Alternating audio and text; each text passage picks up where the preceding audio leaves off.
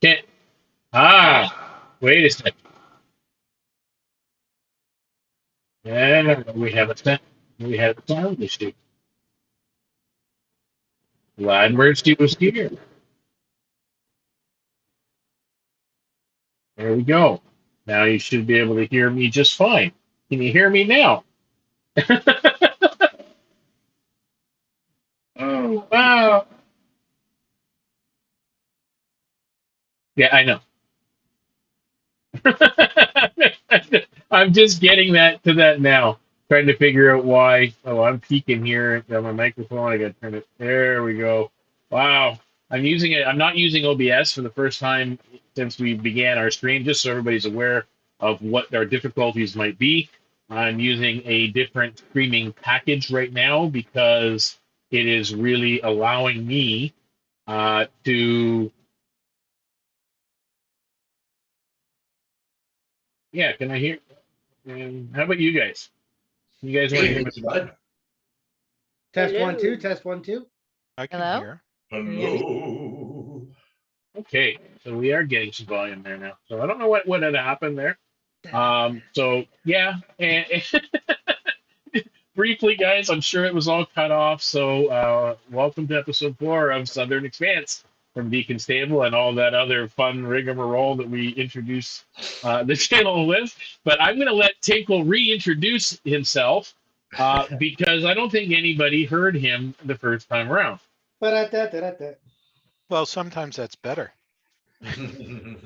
Well, I'm the happy small pirate, as I was saying. I'm a small little guy that likes to get into trouble, but it is not my fault, and I'm sticking to it. Excellent, excellent. And It's all the you are, Cancun. yeah. And then we got the Cancun next, which is Whistler. I'm going to be playing on a Kenku Sorcerer, a very cranky individual who likes to keep to himself and tries to communicate mostly through whistles and mimicking people's voices.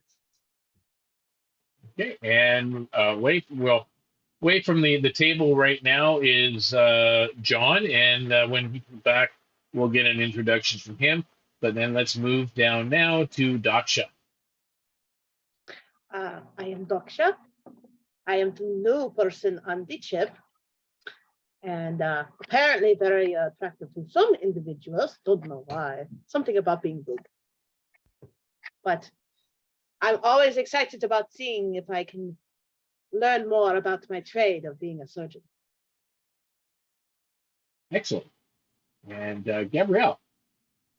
I'm playing Gabriele, who is the Triton Warlock on the ship who tries to stay out of trouble, but tends to get into it a little bit given her current companions of choice.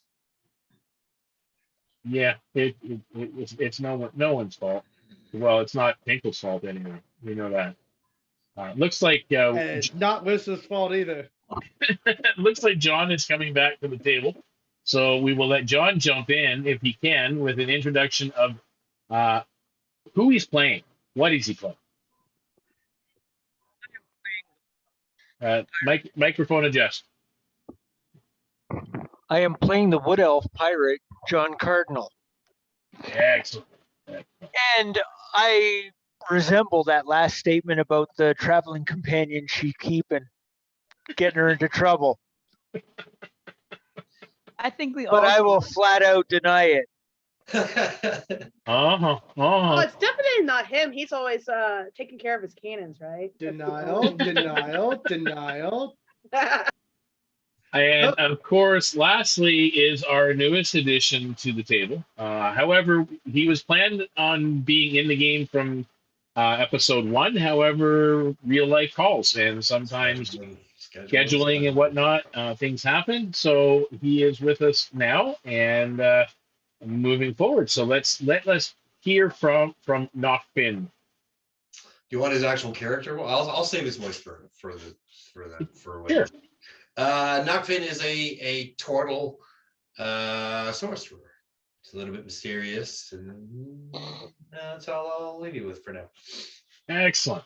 Excellent. And I'm Deacon Blues, the dungeon master for this evening, and basic librarian of Oiala-ndor, and the world development as it expands and unfolds into two full-fledged campaigns now, and a couple of one-shots, and so on. So, yeah, come join us on the Discord and be part of the world expansion. It'll be a lot of fun.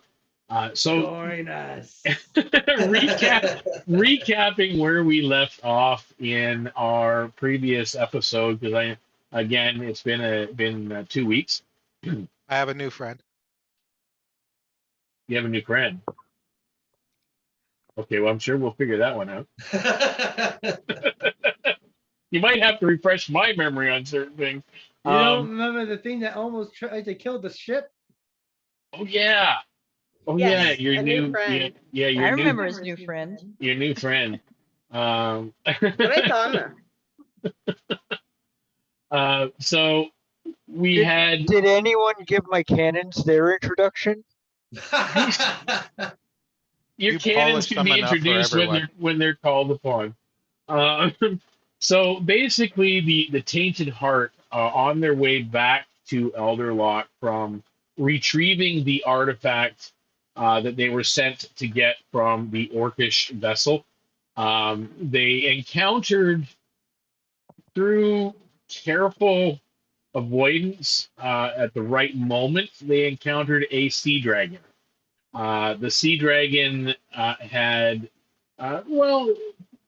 the original intention of taking the ship down and everything with it. However, through I think it was more of lucky banter between Gabriele and Tinkle, and making the most of communicating with this sea creature, and got it to basically make friends with Tinkle, and they let the ship go on its way.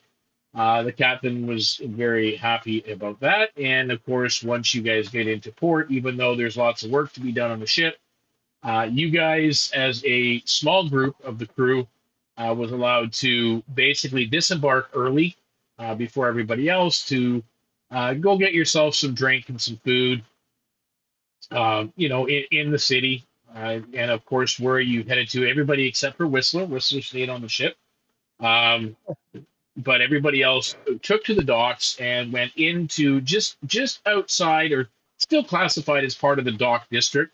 But there is a tavern known as the Bloody Barnacle.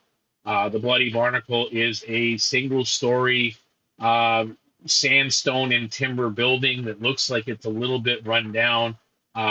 Worse for wear. There is what looks like the prow of a ship coming up, just hanging out out of the building above the front doors.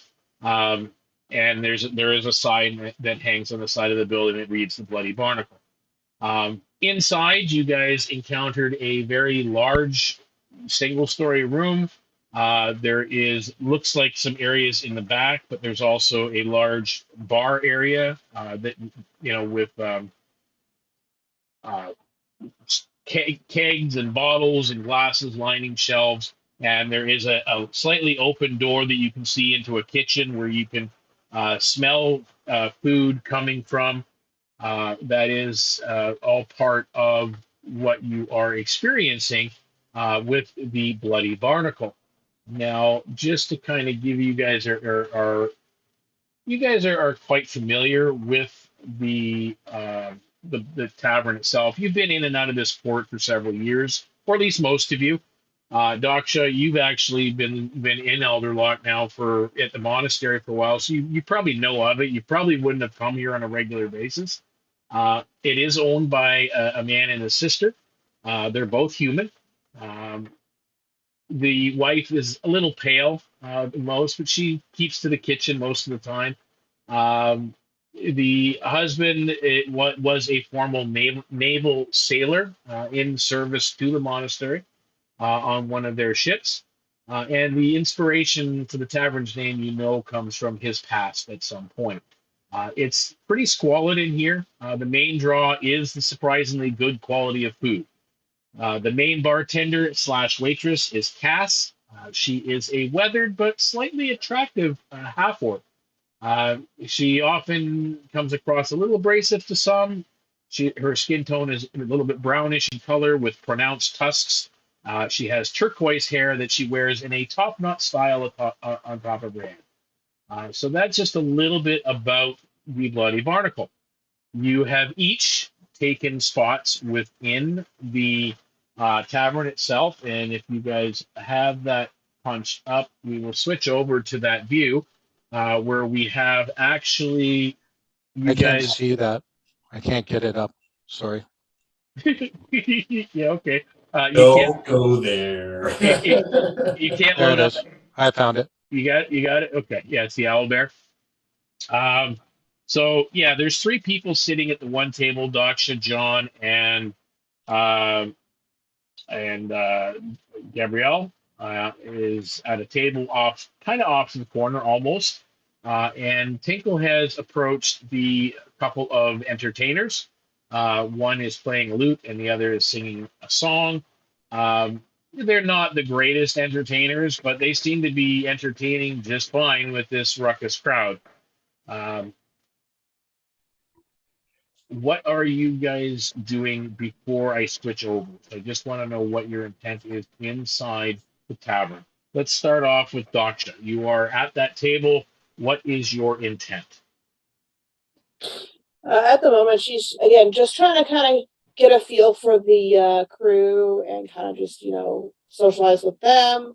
You know, just enjoy the shore leave, basically. Okay, so you're focused on your crewmates that you're seated with. Are you drinking? Are you consuming food? Is that the intention as well? Yeah, I think she'd be eating stuff. I'm not sure if they could drink as a monk. I don't know enough about monks. We'll play. Yeah, they can, but we can play it by ear. Okay. John, what is your intent while you're sitting at the table with two of your crewmates?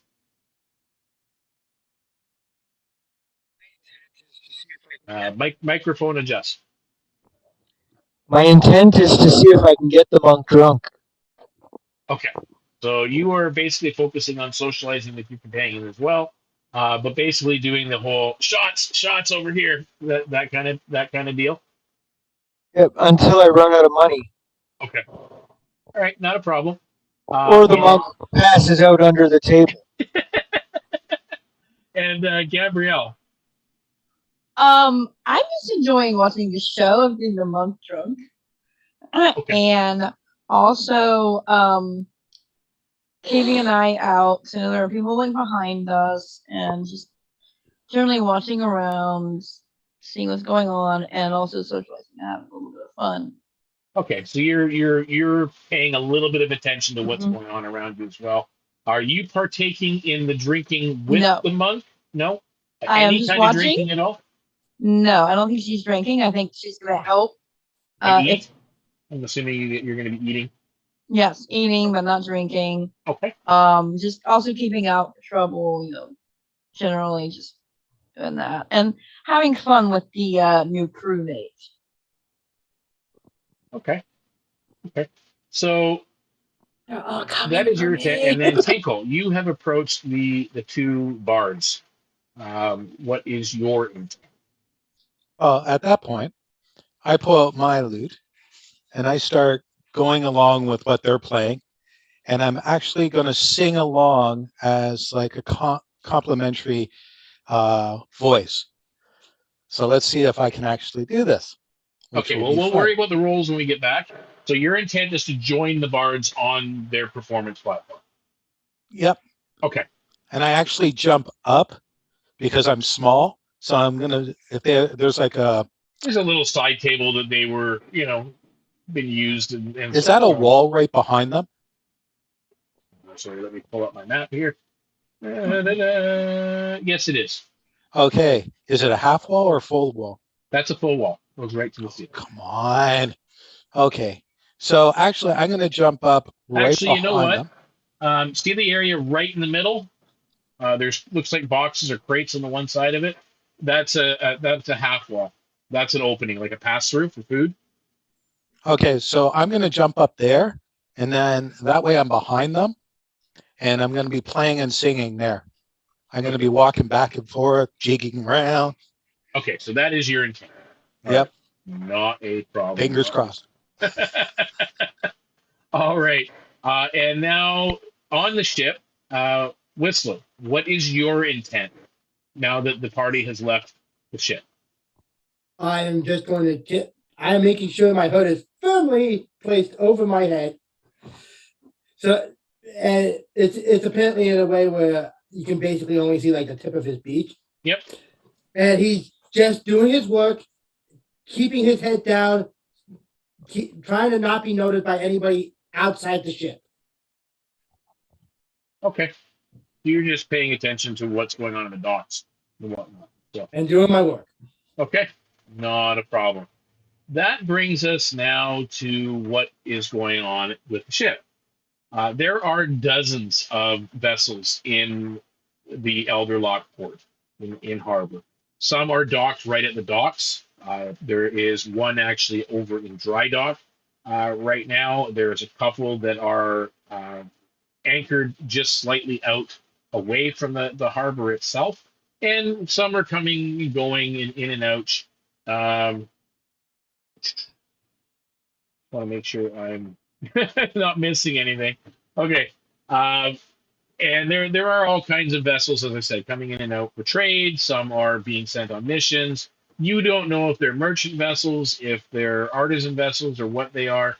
Obviously, no, they're not going to be flying a pirate flag or known pirate flag, being as there really isn't one. Like the Skull and Crossbones is what we would assimilate or associate with piracy. Now they're going to be flying the same flag because most pirate ships, even though there is a alliance of pirate vessels. Each ship is its own, so they are responsible for that. We'll touch on that in later episodes, hopefully, if we make it that far. So, at this point in time, Nachfin, as you are aboard that smaller trade vessel that has been coming up from the west, and you had heard that somewhere here in Elderlock, and you know it is a massive port, that the Tainted Heart is here somewhere, or should be here somewhere, unless they've gone further east, but they're not. As far as you always knew them to be, they never really went into Orcish waters very often. So it would have to have been for a purpose if they had. So, and you see the same thing. You're seeing it's like an armada of ships. You really don't see the city itself, even though you probably should. It is a massive city. It is a metropolis. But there's so many ships right now as you're coming into port. You really can't make out much of the city. Make me a perception check as you are on the lower deck of this ship. Right, let's see here. 16. 16. With a 16, because this ship is, it's not like a normal sailing vessel. It's not quite a barge, but it is definitely a special kind of ship. You're maybe only 3 feet above the water, from the main deck, with a lot of cargo being kept here, with some down below, but most of it is kept here, like you would see on a barge. You are able to look up and see the tall masts of the ships and the multitude of flags that are going by. But with a 16, you do, in the distance, make out what you think is the flag of the Tainted Heart, and that is the black heart the black flag with the red heart dripping. Yeah, sure. He will look over and pull his cloak down tighter and approach the ship. Okay, so as you guys, your ship, your vessel docked, you basically you disembark from that ship. You head down it's like a maze of docks, but you've been here before. You know where the big ships are, and that's not the biggest of ships, but the Tainted Heart is not a small vessel either. Mhm. As you approach the ship that would head down, there are others on the docks. It is in the evening hours, so it is a little bit shadowed and whatnot. Um, and you do see there's a lot of work and activity going on aboard the ship, and it has taken some damage by the looks of it. Not a lot, not significant, but it's looks like it has seen cannon fire. Nachfin will look at the ship and say, "Oh, my poor heart, what have they done to you?" Okay, how close do you get? I'll get within 30 feet. Okay, make me a perception check, Whistler, please. Okay.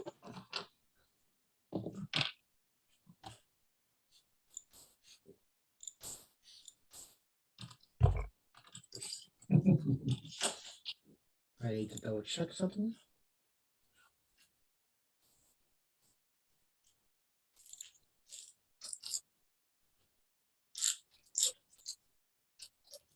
Okay, that is a total of a 30-20. Okay. I would say You I'm being overly stealthy.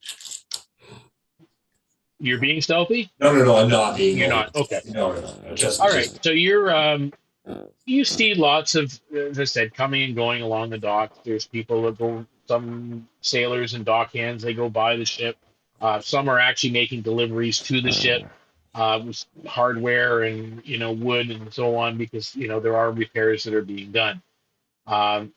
You do manage, though, to make out, he's not taking, doesn't look like he's really trying to hide, but he's got his cowl up over his face, and it is clear that he's not just going about his business. He is actually, his attention is on the Tainted Heart, not on you, but on the ship itself. Yeah. Okay. Would I'm wondering if I should inform. You know what? Screw it. I'm just going to. Well, with your dirty 20, as you kind of do a quick glance, you see that, and you take a quick glance around. It looks like one of the other riggers has also seen this and is conversing with your bosun at this point. Okay, I was about to do it myself. That's what you see. So what are you doing? Well, if he's already done my job for me, I'll just do it. Okay, so you're just going about doing whatever again? Yeah, I'm just trying not to be noticed right now. Okay. All right. You do notice coming up to the rail of the ship above on the aft castle, so at the highest point, you see a familiar visage looking down at you. It's Yaroslav, the gift bosun of the Tainted Heart. Okay. Can I help you, son? And I'll pull off my hood, and it's his skin is very green, almost like a like a faded green almost. He's got little spots on his head. He has a large wooden quarterstaff with a from this distance, a blue orb. Just looks blue from. Would that have been something he had 5 years ago? Oh, definitely. Okay. Takes a moment, almost like you are catching him off guard, per se. But it just kind of like he's blinking and going, Nachfin, is that you, boy? Ah, yes. It's me. Hello. I was just reaching into port, and I thought I saw the flag of the ship. I thought that I would come over and see who is there. Oh, come aboard. Oh, thank you. Okay. He'll make his way up again. Like he runs his hand along the railing as he goes along, and it's like feeling an old friend. Okay, so you are even though Whistler, you've gone about your business, you're still casually paying attention to stuff, trying not to be noticed. You notice that Yaroslav has addressed this individual and invited him on board the ship. And there we go. Let me bring that down. All right. Whoop. Who did we lose? Oh no. Well, listen, Jack. Or, Yep, I think we lost Whistler. Thank you. Okay. Well, that's gonna it always messes up my screen. Right. Oh, he's actually playing his character then. Oh, he's back, and I think I may just have to. Quit talking about Whistler, guys. Shh, shh, shh. Yeah. Whatever Yes, you can't all talk say back. about me. That you're doing your normal job. Yeah. Nothing bad, right? Yeah. Not quite where we had everybody, but we're trying. No, apparently the internet cut out for a second there. Okay, I think we got it back now, where everybody's supposed to be. I think yes. Okay, good. Now, as I had mentioned, so you've witnessed this, and as he's coming aboard the ship, you see him running his hands up the rail or along the rail as if he's familiar with things. And he's now just approaching directly Yaroslav. He's going right up on the aft castle and conversing with him up there. So Okay. You're talking to me, or yeah, that's what you've noticed. You've noticed him come on board, and he's going up to the aft castle with Yaroslav. You also do note that the helmsman is up there, and that's about it. There's the captain is most likely in her quarters. I'm going to be keeping a close eye on the new guy. Okay, so you're moving from midship to. Are you trying to go up onto the aft castle as well? You'd be the only crew member up there, other than the two officers and the new person, or are you staying just at the bottom of the stairs? I'm assuming a lowly rigger like me is not allowed up there. Usually. Well, it's not something that, unless you've got work to do up there specifically, not something you would generally do. That's right. So I'll probably just try to keep an eye on him from down in the lower area. so you're just at the bottom of the stairway. Okay. So you've gone up to the aft castle there, Nachfin, and Yaroslav basically greets you with the pirate's greeting. The forearm and forearm, and the brotherly embrace. It had been a while. What you been doing, boy? Oh, did we?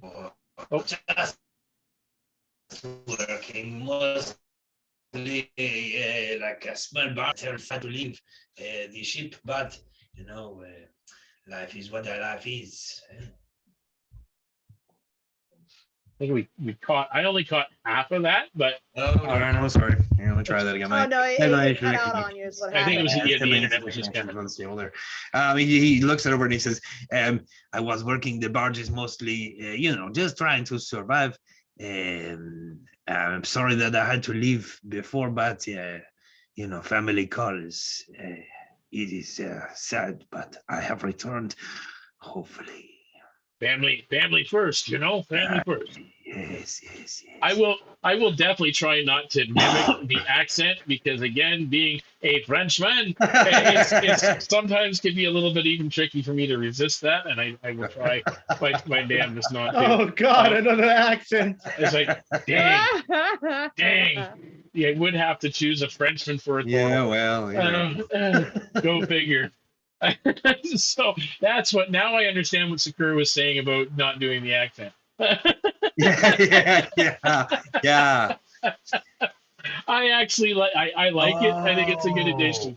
I like the I accent. like his accent, but I'm weird, I guess. Yeah. I love it. I like the accent too. I love French accents, so that's just me. It's the cheesy French accent. I think that's what it is. Yeah. Like a fur trader from the art north of Quebec, eh? Yeah. This is going to be fun. Okay, so. Is it wrong that I did not get French out of that? I thought it was Spanish. Yeah, you Not didn't wrong guess at that. all. Oh, So wow. the last time he talked, I heard the French. Before, it almost sounded Russian to me. Yeah, no, that's definitely the Yeah, Quebec. no, Quebecer. I got the Quebecer on the last one, but the first one I thought Spanish. Oh, For He's anybody out in speaking chat, Quebecois. for those of you in chat, you need to realize that I think out of there's myself and 4 others that are Canadian.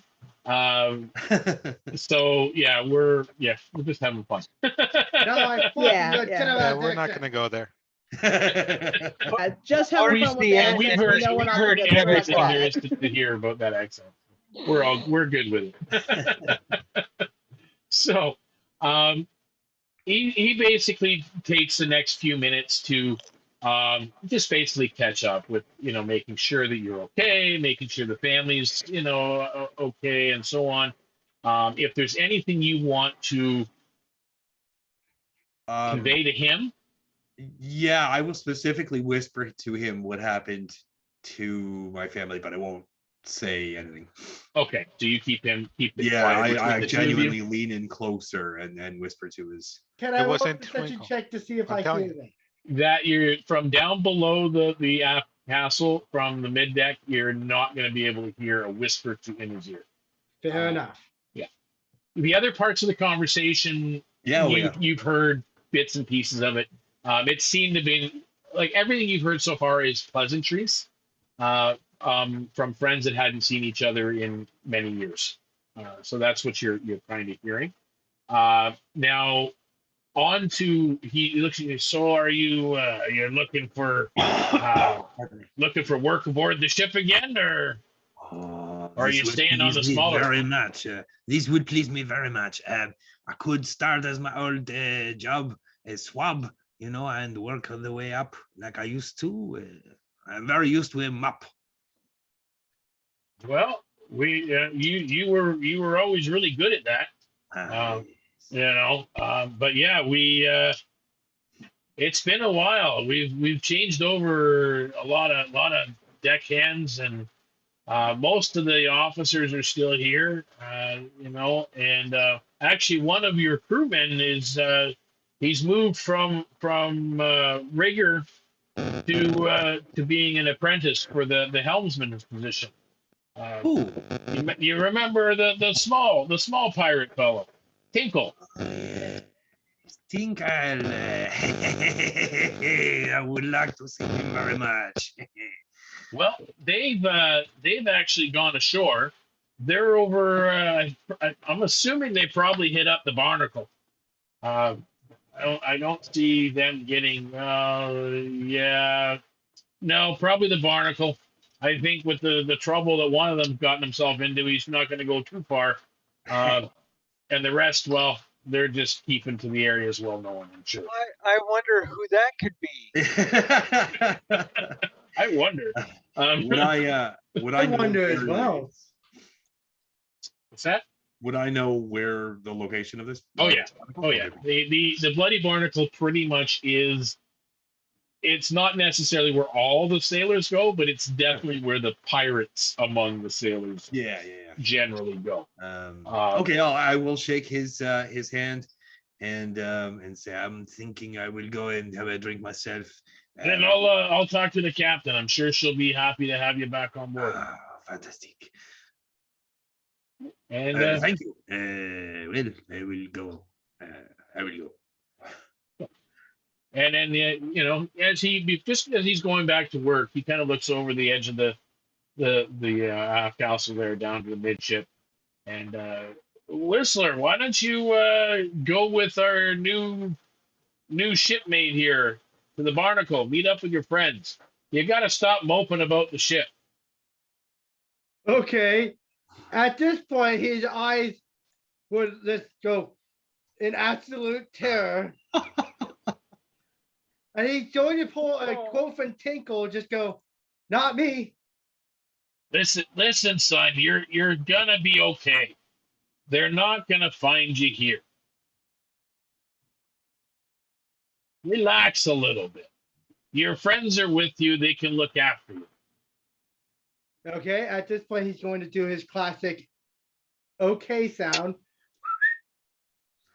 And he's just going to tentatively just go with Nachfin. He is keeping the hood down. He is keeping himself nice and discreet. So as you guys depart the ship, Nachfin, you're actually in the lead. This individual that has basically been sent along with you, you identify him as a Tenku. Again, very, very rare, for to have his species, especially aboard a pirate vessel or above, but he is definitely behind you, seems to be hood up, attempting to stay hidden, and actually make an insight check. Insight, sure. 1 second.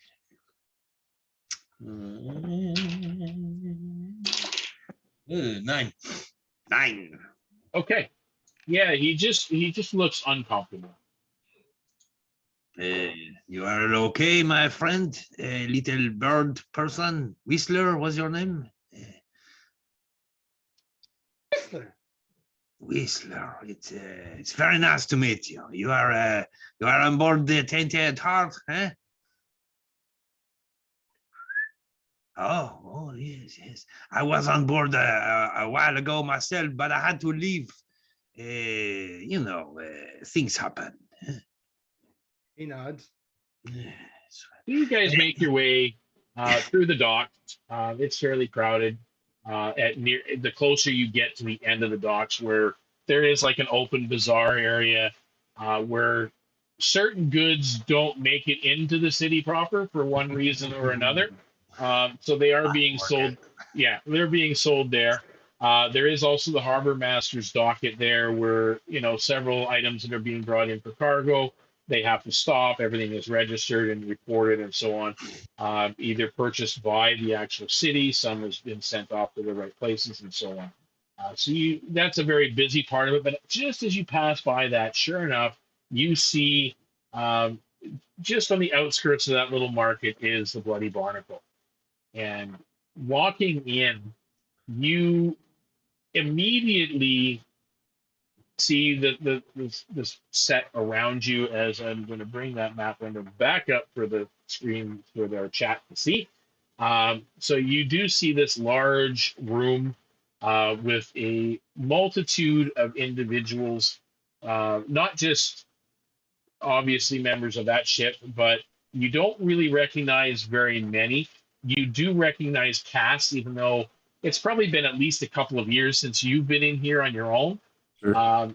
But Cass is working. Let me bring up my pointer so I can point out. Cass is right here. Whoops. I think that right over there. I think that's showing up. It should be showing up. Yeah. But that's her. I do not see it. Oh, no, I don't see it. I will refresh on. I'm going to put a red ring around her. I don't see nothing with the red ring. Here, moving her by the door. Red ring of death. It's the I mask. see. Oh, the mask. It's moving. Yeah. Okay. Yeah. Okay. Cool. Yeah. So that's her. She's just kind of walking around between the tables. You do see a gentleman that you know is one of the owners behind the bar by the stoves.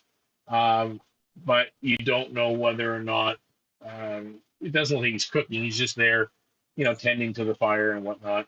Sure. But she's the bartender and / waitress. She's doing pretty much all of it.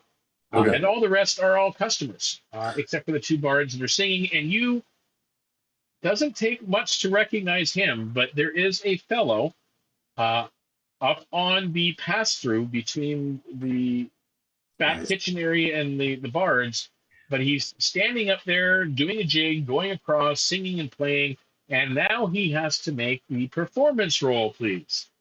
Can I add a little flavor to when I walk in? Okay, what would you like to add to? Well, as I walk in the door, I'm going to cast Gust, and it's as soon as I open the door, my cloak furls in what should be a wind, except there is no wind, but it still furls nonetheless. And he opens the door and he says, "Ah, the bloody barnacle, I have missed you." Okay. So we're gonna get to that. So how's that performance roll look in there, Tinkle? You're muted.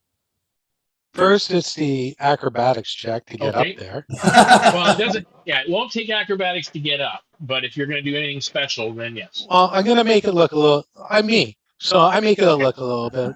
So I jump, I twirl a little bit, and I get up and I flash my hair as usual. I pull out my instrument, and let's see if I'm actually going to do this. And it's a 13. Okay. You pull it off. You are up there, and you making it look like a show. You're making it look a little bit more difficult than it is, but with a flourish, and you got woo. Then you pull out your instrument, and you're ready to play, and you start to play. Make me Constitution saving throw. Ooh. Actually, no, make it a Wisdom saving throw. Makes more sense. Okay, so I rolled the dice, but then it's a 13 plus 3, so 16 for wisdom. Okay. So it does not throw you off, but at that moment, as you're just starting to play and singing along with the bards, it really catches you off because one of the two bards actually stammers for a moment as the front door opens, and in walks a figure that you recognize, followed by Whistler in behind, cowled up. But the figure that walks in with such a flourish that his cloak, furls around him with a wind that's not there, and basically introducing himself to the room as the bloody barnacle. So as he comes in, you definitely, Nachfin, do have the attention of a few individuals, especially those near the door. Cass definitely sees you. One of the bards sees you, and it is clear that Tinkle actually has seen you as well. But Tinkle is continuing to play. So actually, if I see that, then Okay. I will actually, as I'm doing it, spin a little bit, bow towards them, and continue on. Okay. So make that performance check. Nachfin will walk up within about 20 feet and clap and cheer. That's a 10. Sorry. 10. Okay. Well, Nachfin, you've heard worse. He's Playing the same old songs. You need some new ones, my friend. Well, he's actually singing along with the two bard. Like the one bard who's playing a lute, and the other one who's singing. He's not really familiar with the song they're singing, so it's passable. Improvising. He's improvising a little bit here and there. I mean, it's okay, and I think for the most part, those patrons that are really close to the bards are pretty inebriated at this point. And they're enjoying it nonetheless. So you're up there clapping. You guys at the table for Gabriele. Gabriele, you actually notice this first because the other two are focused more on themselves.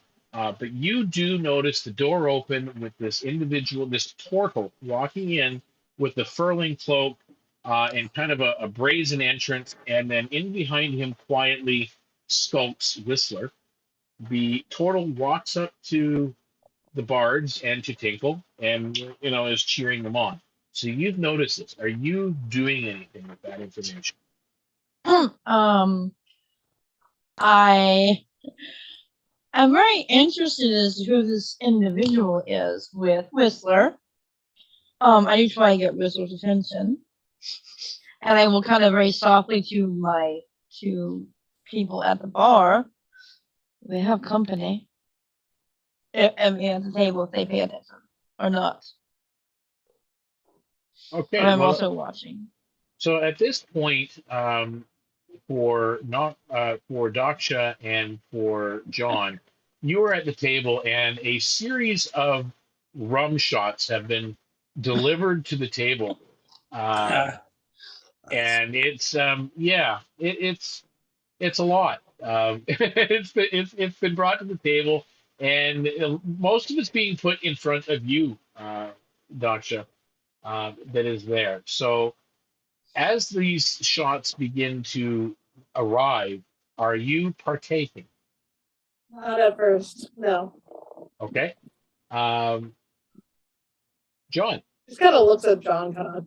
I knock back a shot, and then I tell the bartender, I think we're going to need bigger shots for her. No. Is this fine? So Cass leaves. It comes I back with think another demo cups couple are going shots. to be like peanuts for this one. He brings back 3 shots on this next one. So now you've got 3 shots. She puts 2 of those in front of Daksha and 1 in front of John. So now you have 3 shots in front of you, Daksha. Are you doing anything with those shots? I don't understand what you are trying to do. Why Trying to so get the many? monk drunk. But why? Have a little fun and drink it. It'll be fun. Cass, this very large Why not? but beautiful half-orc bartender waitress leans into you a little bit. She doesn't lean down because again you're bigger than she is. She just kind of leans over and you are in a place that's kind of known for pirates. And she just kind of does a little look around when she looks at you, and you can easily see that I would say a little bit more than half the room is inebriated. Yeah, I think she gets the idea of what's going on. She kind of rolls her eye and does one of the shots. Okay, so you do one at that point. So you've done a shot. It's rum. It's actually pretty decent rum. You're not 100% sure, but you there's hints to the taste there that seem almost familiar to you, but you're not sure why. Because you're not a rum drinker. You know why sailors drink it. It's definitely protection for scurvy and whatnot. So definitely a must to have aboard ships. So that is what's going on the table at this point. And then Gabriele looks to John and Daksha and says, "You've got company." What? I think doctors will kind of look towards the direction that she's kind of signaling or whatever, and just kind of raise her ears a little bit and kind of look. Okay, so you look over. You definitely see this turtle, applauding Tinkle up on the stage or up on his spot, and obviously, he came in with a flourish and whatnot.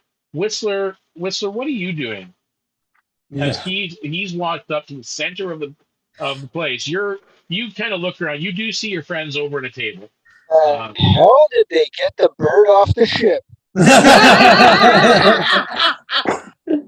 At this point, he's a little irked at the turtle now because he's trying to be discreet, and this turtle just decides. Portal. Right? Not turtle. Sorry, turtle. This turtle has decided to make himself a nice spectacle, so he's going to just raise his stick ever so gently above the turtle's head and book.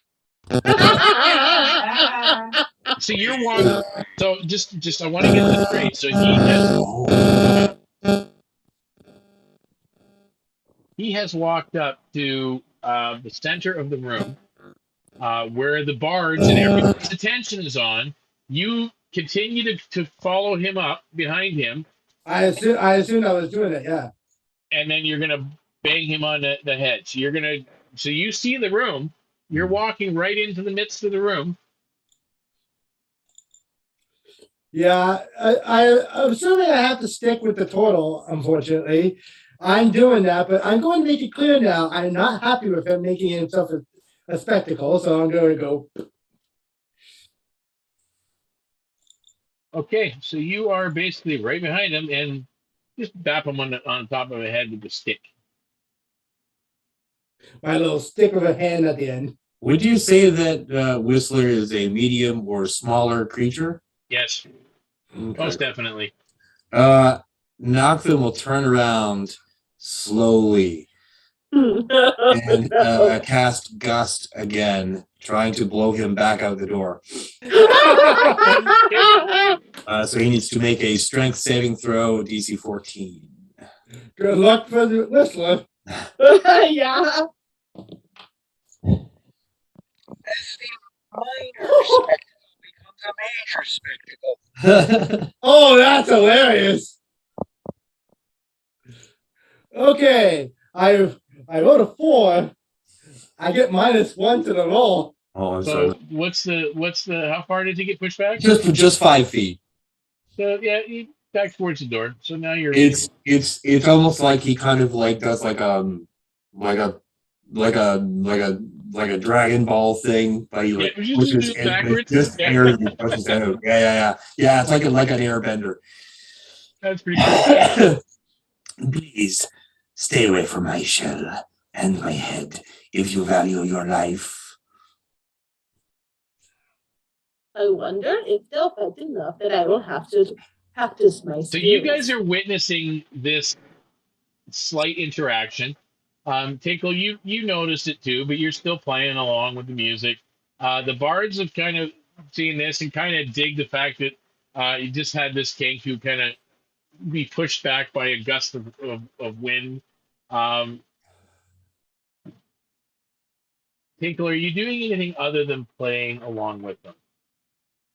Oh, of course. There's a reason why I took up there, because now I can see pretty well above everyone's head. And I'm keeping an eye out because, for one, I know my friend Rob has caused a lot of trouble and he might get into trouble. My other group has come in and they're probably going to get drunk and I'm going to have to watch their backs. And now I have my old friend here that likes to get into trouble, as he's showing right now. So now I am scanning everywhere to see if there's anyone or attention seems to be drawn to them in particular. Make me a perception check at disadvantage. At disadvantage. What's even better is he also now knows that the bird didn't want to come here in the first place. There's probably a good reason for that. Now, because I have advantage on perception, it's just a normal roll. A normal roll, yeah. That is a 13. None that look overtly preoccupied. Not enough to distract from Daksha, your cheers. belongings per se. but not as of yet, anyway, as you're performing this song. So, Gabriele, back to you. You see this little interaction go on. What are you? You've notified your two companions at the table. Daksha appears to have noticed the newcomer. John appears to have noticed Whistler, and making a comment how they get the bird off the ship. What are you doing, Gabriele? So I think I'll lean over and be like, I don't know how they got him off the ship, but maybe we can learn it a few times. And also just kind of keeping an eye, watching. He did get blown out the door, didn't he? No, just back 5 feet. Yeah, just back. Okay. How about we take a shot every time Whistler has a panic attack? You would be drunk within a few seconds with how many times he does that. Well, that would be fun. Well, if I can talk the bartender into giving you bigger shots, maybe you'd be drunk too. Well, she brought over. She brought over two this time for her. You're one. So. Yeah. Looking at Whistler, Does he seem to be looking panicked?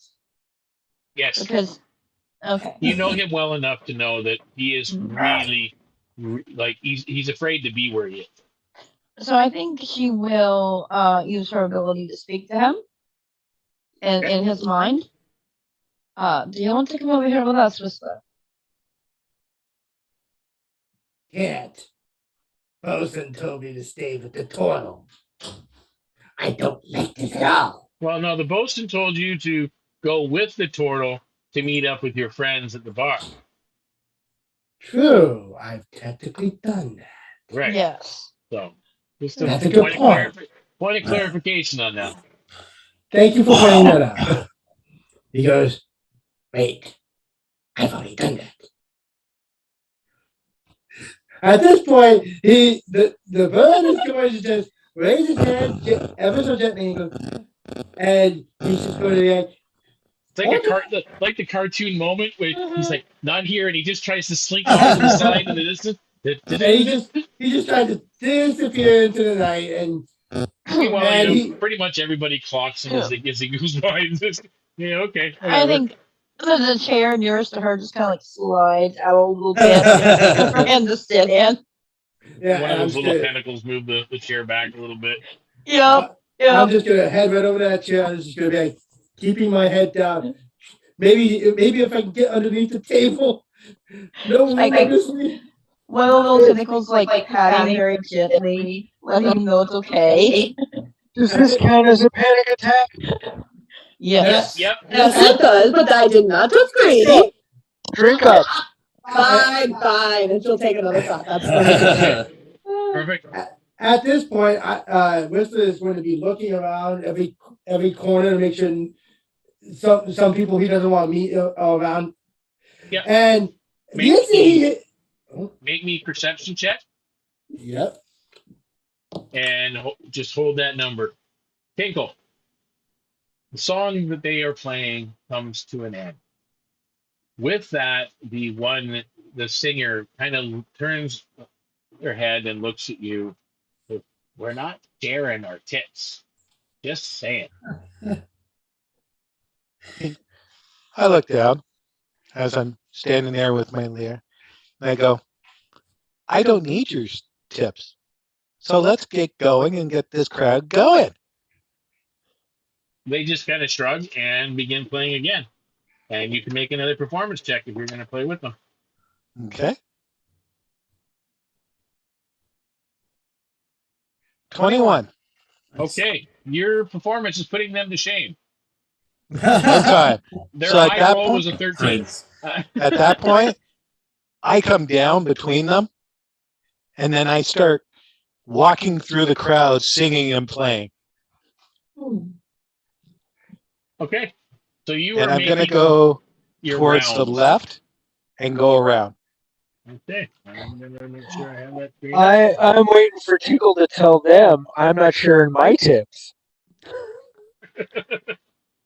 So do you need an acrobatics check to come down? Nope. You just jump down and then you begin heading to your left. And I start flirting with everyone. Everyone? Everyone. I fling my hair. I blow kisses. I'm very flaming. And I'm like, woohoo. So for that first table, you can make me a persuasion check. Persuasion. Okay. Can I walk over, buy a drink, and try to aid him as a wingman? Oh, I love it. Oh, yes, you can. Nice. I rolled a 22. I think Daksha just kind of leans over to the group. At least he's not paying attention to me. For now. Just give it a few minutes. Okay. So you have definitely piqued the interest of that one and that one as you move on to the next table. Back at this table, Whistler, you're now with them beside Gabriele. Is Whistler still melting down? He's paranoid, looking around very actively. Take a shot. At this Same time, as you thought. He has not calmed down the first time. at this point, I noticed I'm noticing drinks, right? Yeah. Oh God. Yep. Quite a bit. Okay, I'm going to roll a stealth check to actually steal one of the drinks of the nearest person to me. Oh, that'd be Gabrielle, and she's not drinking. Oh, then I'm going to try to reach past her then. To take one of John's. Okay. I'll take one. I actually will try to take one of Daksha's. Oh, there's an empty. There's one sitting there untouched in front of her. Because every time that they bring around, they bring two for her and one for. Yep.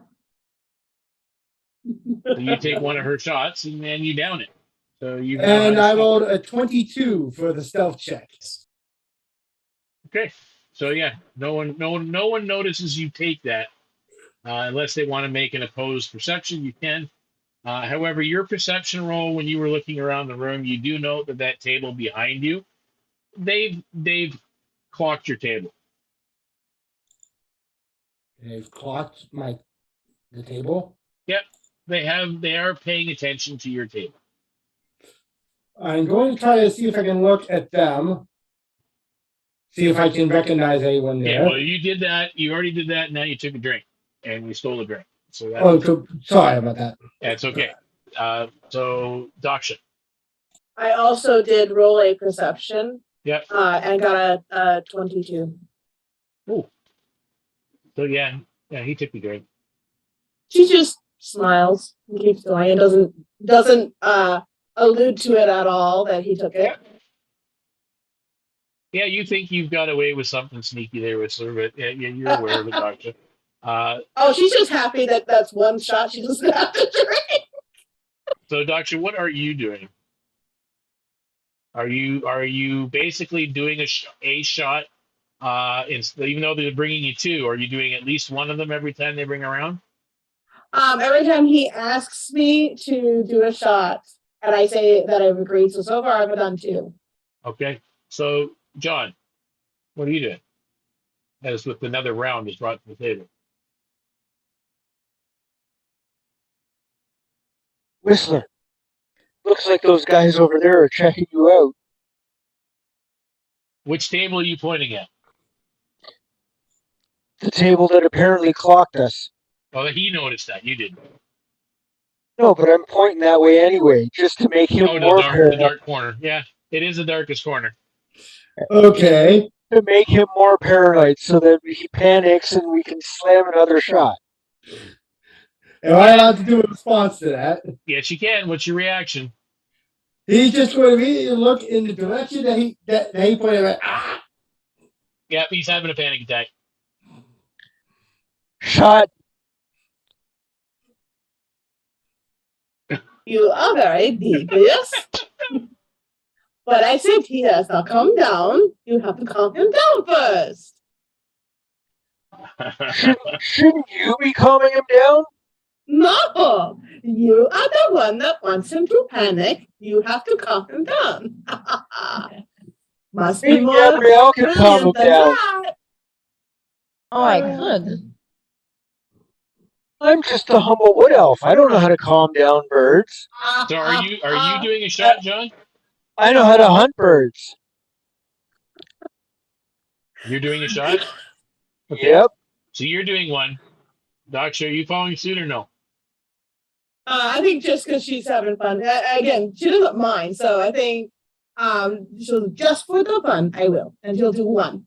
Okay. That'll be good. Make me a Constitution saving throw, John. Yep. Okay. Alrighty.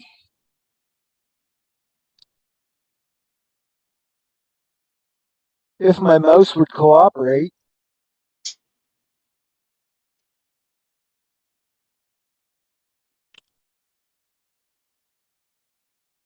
14. Okay, you're fine. You're definitely feeling a buzz. This rum is pretty good. And at this point on number 3, you don't have to make a con save yet, Daksha, but you recognize that flavor profile. you're getting. This is a rum that's made within the monastery. Oh, okay. I like that. So it's not, they do make wine as well and whatnot, but this is one of the things that they do make, and it's the rum that they produce. You think it's called Hawk and Angel? You think? You're not 100% sure, but yeah, that's you're starting to get the taste of it now. So Okay, I like that. yeah, and Gabrielle, what are you doing while this drinking game is going on? And Whistler seems now panicked and has now darted his attention, staring at the table in the dark corner. Have I noticed that the table is unconscious? Now that you're following his glance, or it's not really a glance anymore. He's turned to look directly at them. Yeah, they're all looking right back at your table. Can I tell the attention to why they're looking at us? Make me an insight check. Okay. DC will be rather high because it is first glance. Yeah. You said insight? Insight, yeah. Dirty 20? Dirty 20? It was a 20, yeah. Yeah. The intention is not one of friendship. They look like they're slightly inebriated, and they look a little bit on the aggressive side. It's almost like they're sizing you guys up. And they have noticed as well, they did know that you came in with the little pirate. They're kind of glancing to him once in a while, circulating around the room. And now they're watching this other portal individual coming inside the room. Yeah, so you're not noticing specific intent, but you notice it is aggressive. Okay, so they haven't tried to attack us or anything yet. No. They're just kind of... They just got that look like, those angry drunks you see in a bar that looks like they're trying to pick a fight? That's what this table looks like. Okay. At first glance. Okay. So are you doing anything other than that? I think she will try and calm Whistler down a little bit. Okay, so you're going to continue to talk to Whistler. All right. Keep an eye on that table, kind of in case they try to do anything more than that. And then in case they try something, just keeping an eye on there, trying to calm down Whistler, that. So yeah, you get that friendly, familiar voice in your head, Whistler, that is basically reassuring you that you're not alone. That Gabrielle has also noticed that table. Just stay focused on where you're at and stay calm. They're not targeting you. They're just drunks. He just goes, okay. So he's calmed down a little bit at this point. So going back to the tour around the bar, are you continuing to offer assistance and aid, Nachfin? Oh, definitely. Okay, so with the table of two, it's a couple. Are you continuing to flirt, Tinkle? Oh, yeah. Oh, yeah. I'm flirting. Is there a waitress also near us? Actually, let me just double check.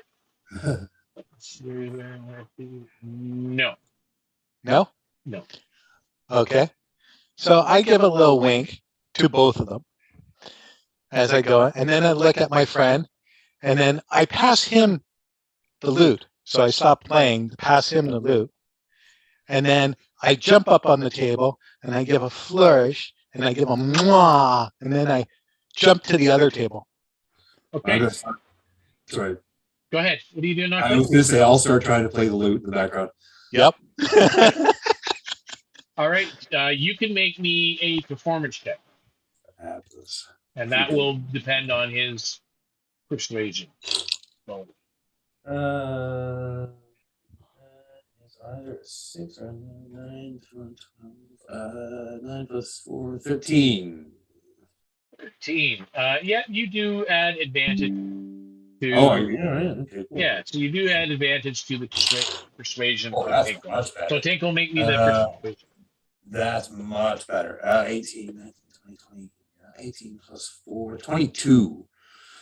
Nice. Okay, so your persuasion and the aid that you have given to Tinkle has basically uh, caused one of the two uh, patrons to basically be a little bit enamored with what's going on, although the other one now looks a little bit irritated. Oh, don't worry, ladies. There is plenty enough for us to go around. Okay, now is your intent, Tinkle, to move to the table of 3 in the corner? Yes, it is.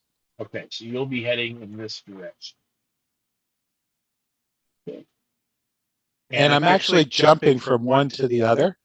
Okay, you can make me well, if you're doing it with a flourish, it's acrobatics. If you're just jumping, then just athletics. Oh, it's acrobatics. So it's a 24. All right, so you're basically cartwheeling and spinning and flipping and jumping. Yeah. And then as I end, I do a flourish and I say, "Drinks on the house, one drink on me and my fellow companion." I say it out loud. All right, you say that there. All right, so we're gonna get back to that. Okay. Anything you want to add, Nachfin, as you now hear this announcement? What are you wearing? Like, is it like anything that can like wave in the wind? I do have a little bit of a cloak. Okay, cool.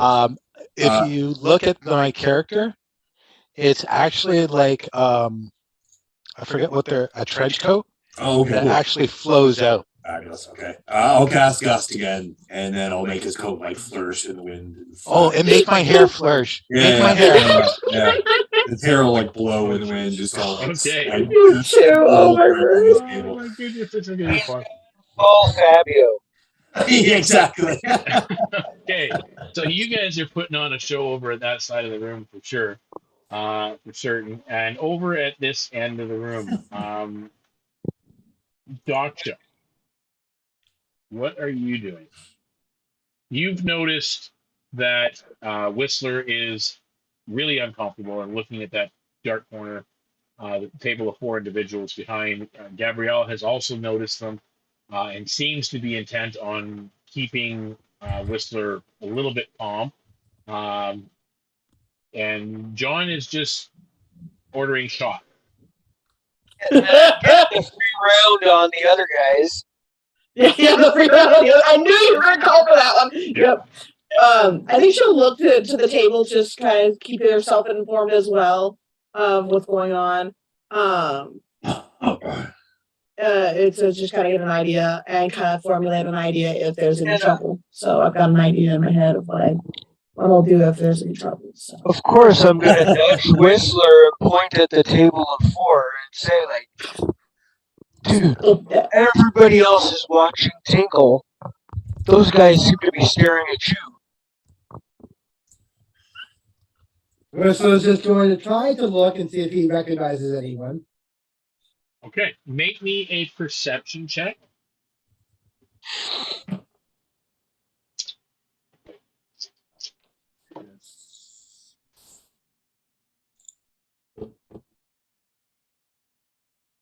That's a dirty 19. Okay. What are you doing while he's doing this, Gabriele?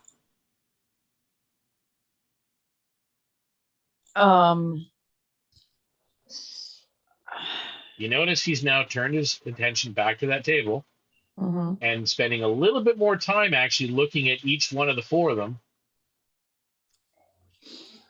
Are you paying attention to them or to him? I think I'll pay attention to them Make your again perception because they check. are watching. So Actually, make me an insight check. insight. Yeah.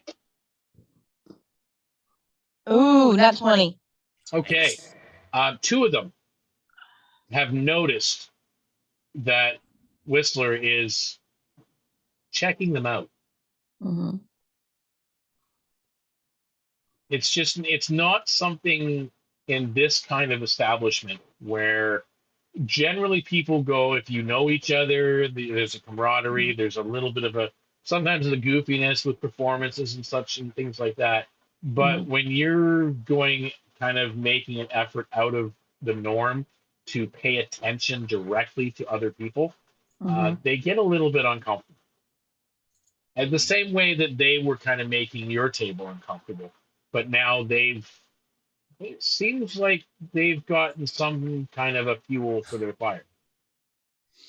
So Because he's watching them. yeah, this angry bunch is now turning from the, oh, look at those, just mumbling under their breath to, hey, wait, that guy is staring at us. Why?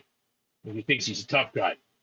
But, that kind of an attitude going on. You can sense that brewing now at that table. So what are you doing?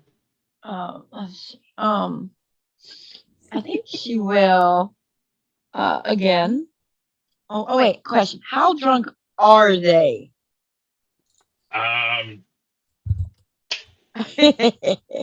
Well, that'll be your action, but it's a medicine check.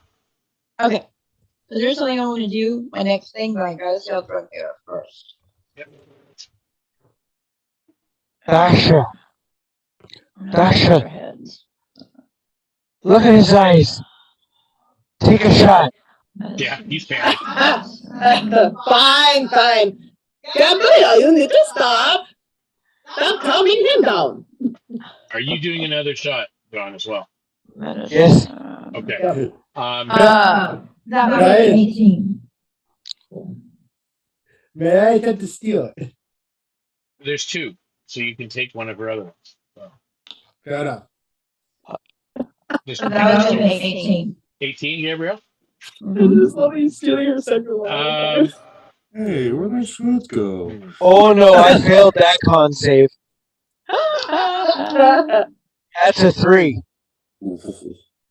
So what specifically did you really want to find out, Gabrielle? What do you want? So, what I want to find out is if they're drunk enough, if a voice spoke to them in their heads, if they would be unsettled enough to leave us alone or to run away. That it looks like they could be drunk enough. That might work. But you also know that there is a chance that it would definitely trigger them to the next step. Okay, so it'd be too dangerous. Okay. At least, I mean, there's a chance. It's more likely going to work, but there is that chance. Just so you are aware of that. Okay. I still will probably try it. Okay, so we'll get to that. But now, so Daksha and John, I need con saves from both of you this time. Yeah, I got a 3 on my con save. Okay. I got a 21. Yeah, you have no problem at all, Daksha. However, John, your slight tipsiness has progressed to the next level. You're not drunk, but you're definitely slurring your words. You're spilling the drink now and again. But you're still having a good time. Everything's fine. So. Oh, my stomach is like, whoa. Yeah, it could. Yeah, you just finished eating as well, so yeah, you could be a little bit early on, but yeah, you're starting to get that little bit of queasiness here and there. It's not overpowering, but yeah, you're still having fun. It's all good. So you guys are doing your thing, and then back again. So Whistler, you're calming down again. You panic. Now you're looking back at them. They're staring at you. Two of them are definitely staring at you. How long are you maintaining that? Well, basically just try to figure out, try to get a good look at them to see if I recognize them. You don't actually recognize them from anything that you know. Okay, so at this point, I'm actually going to calm down, and I'm going to try to steal Daksha's drink again. Okay. Well, that was in that one. He went to reach across the table to steal a drink, snatch one of your shots. Daksha, as you're paying attention to pretty much everything that's going on, hits one of the ridges in the planking on the table, and spills the shot all over the table. Hey! Dear, oh dear. Must have been an accident, right? There you go.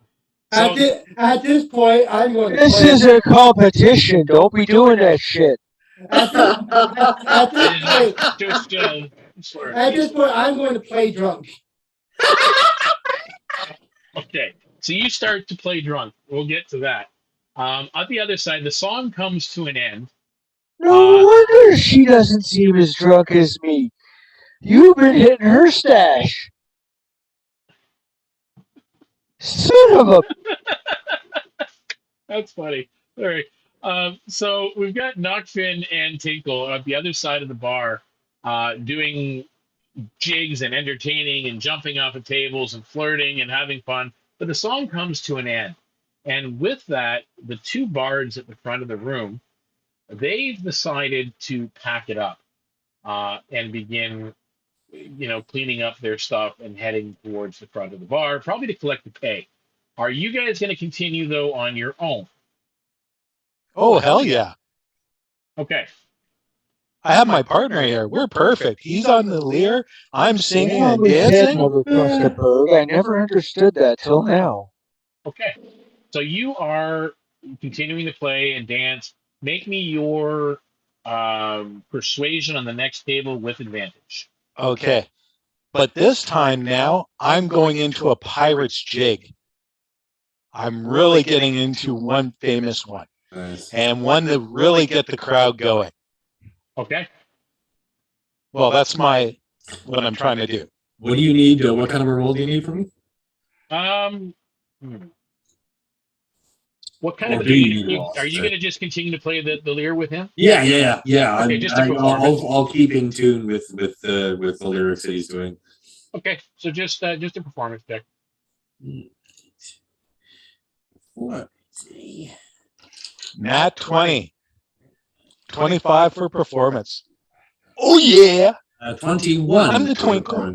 I'm the twinkle. 21. So on your persuasion check, Tinkle, you can roll that at advantage, please. Oh, I rolled a nat 20 on my persuasion. That's on your persuasion. Yeah. Okay. So with that, I'm just going to double check that table. And then, and you're doing a jig. oh, yeah. I'm going right into, and my performance is a 21 on top of that. So you have this one, and this one seem to be right along with you. However, this one has an adverse reaction. Which one? The one Oh, over. the red. Yeah. Just doesn't seem to like the performance, or perhaps your gesture. So, and you're moving on to the next table. I see that.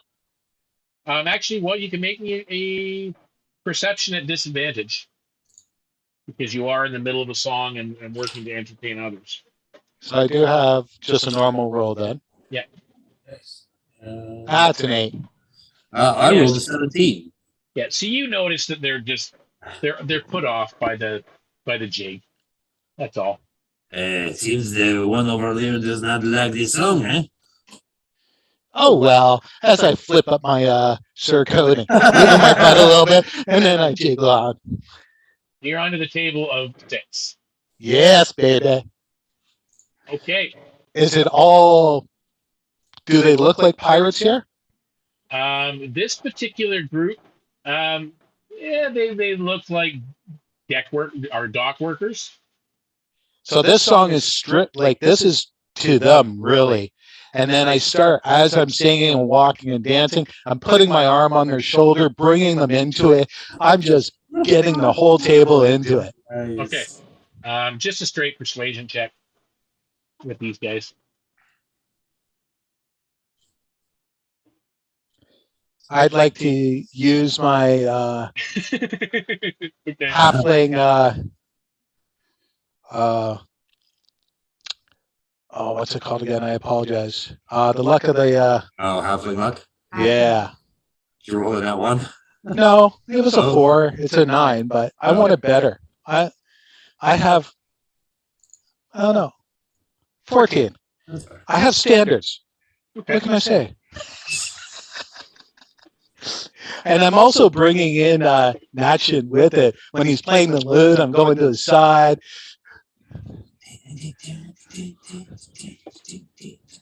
He's actually like kind of like has to lean down a little bit. I kind of go underneath his armpit. Yeah. It used to work so well. I don't know what we're doing wrong. Okay. And you guys are going to be moving on the table. Yeah. Are you going to focus? Are you going to stop at all at the table of 1, or just move on to another table? Yeah, I'll include them. Whoever it is. Okay. Is it a male or female? Male. Male? Okay. And try to bring them in with the into the 6. Get the whole area going. Too bad we can't do a mosh pit. Actually, let's see if he. You know what? He Yeah. overheard that, Hey, Daksha, and he's kind I of. got a new side bet for you. And what would that be? If these two can convince Whistler to get up and dance around and sing with them, you down the whole bottle of the rum we've been knocking back. Only if you join me. I've been keeping up shot for shots. All right, I will let you do that. But if these two can convince Whistler to get up and dance with them, you down the whole bottle. Agreed? Agreed. Agreed. I don't think that's going to be possible, but Why would you don't get with it? that'd be funny. It will be funny. It will be funny. So, going At back this to that point- table, it is Daksha, it's yours and John. You guys are up. Oh, that's great. So, are you doing anything else specific, or are you just continuing the game? We're going to continue the game. Is Whistler still panicked? At this point, it looks like he's slowly kind of coming down again. Because he's trying to drink the drinks. So you're just getting thing of the game. So Gabrielle, what are you focused on? And when Tinkle comes close, I tell him the side bet. Oh, thanks. I was going to, after that medicine check, I was going to attempt to see if I could use my ability to frighten them. Okay. But I don't know how many people I can use Awakened Mind on, because it doesn't say, it just says any I can see. Does it say, like, what does it say for target? One target? Let me look, hang on. It doesn't say, it just says you can telepathically speak to any creature you can see within 30 feet of you if it understands at least one language. Yeah, it's Say one at a one time. creature. One at a time. Okay. Sorry, I wasn't sure. Yeah. Again, It's any creature. Just okay. one creature. Okay. Can I tell if any of them look more susceptible or particularly antsy? Or... Not really, but are you going to focus on one of the ones that seem aggravated? More aggravated, like the ones that are paying attention to you? Yeah, I think I'll pick one of the ones that seem like paying the most attention, that are very Okay. I'm going to focus on one of them. So what do they? What do I have to roll? Hang on. Okay. So they're gonna hear in their head. Everyone is watching you. The shadows are coming after you. Better run for the light. Okay. You're muted.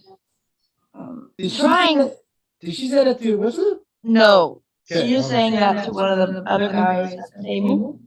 Okay. Trying to be intimidating. Just have them be randomly have a voice in their head, basically out of nowhere. So you're just making an intimidation attempt.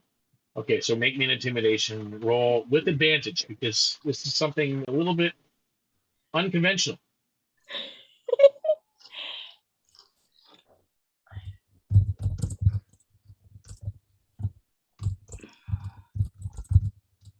Okay.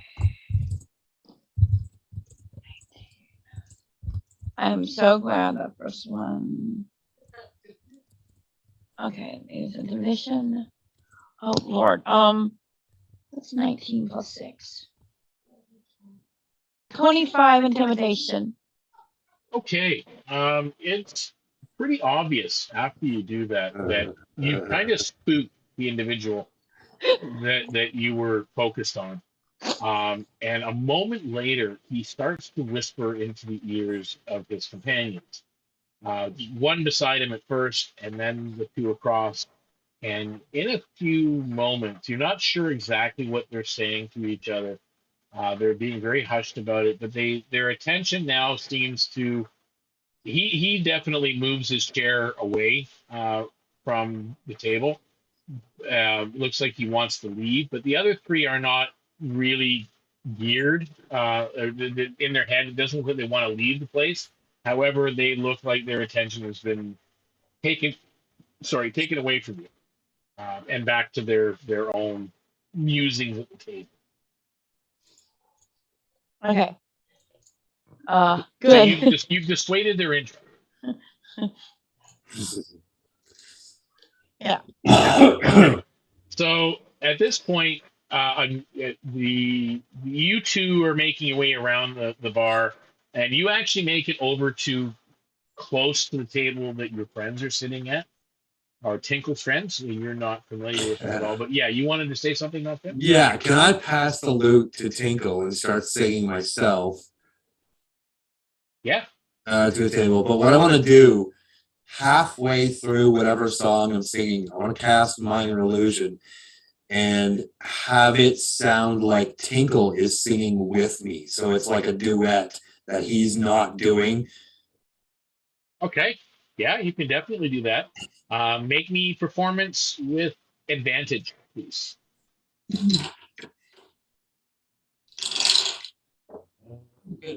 18. Okay. Are you playing along with him with his singing? Tinkle? Of course I am. Okay, excellent. I don't need to worry about your role on that, but you definitely have persuaded this individual to kind of be in your favor. And as you guys have gone by as well, these two as well seem to be kind of pleased with your performances. And you guys are getting why did it do that to me? There we go. You're now back over to the bit of the table here, and John makes an effort to say something to you, Tinkle, quietly, about this, trying to convince Whistler to get up to sing and dance with you.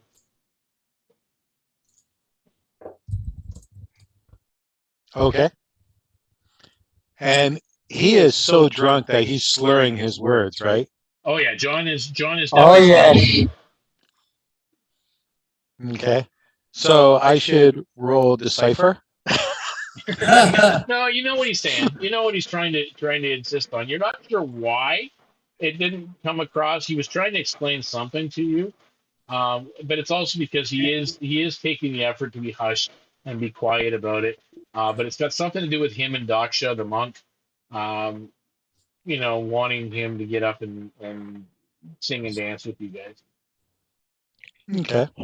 You got to get the bird up. Okay.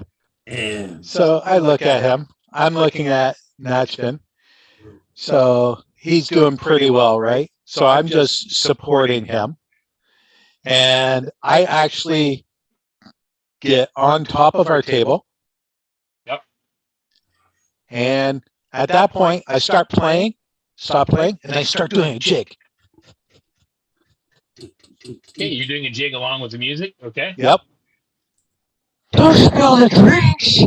And then at that point, Who is right to the right of me? Ah, yes, Gabrielle, my sweetie. Oh dear. Oh dear. At this point, I'm doing the jig, and then I'm going to go, sweetie, help me out as I put my hand out towards one of her tentacles. The tentacle comes out. What's the intention? You want to stand? I want to swing. I want you to swing me as I'm using acrobatics to swing over you onto the table behind you. Oh boy. So he wants to use your tentacle as leverage. Sure, why not? She will. The tentacle will come up. Okay, And- make me an acrobatics roll.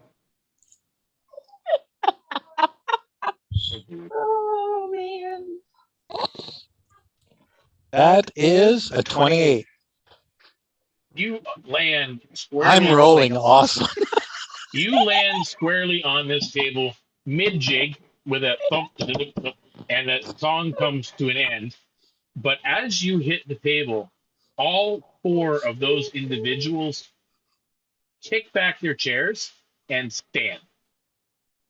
And at that point, I bow.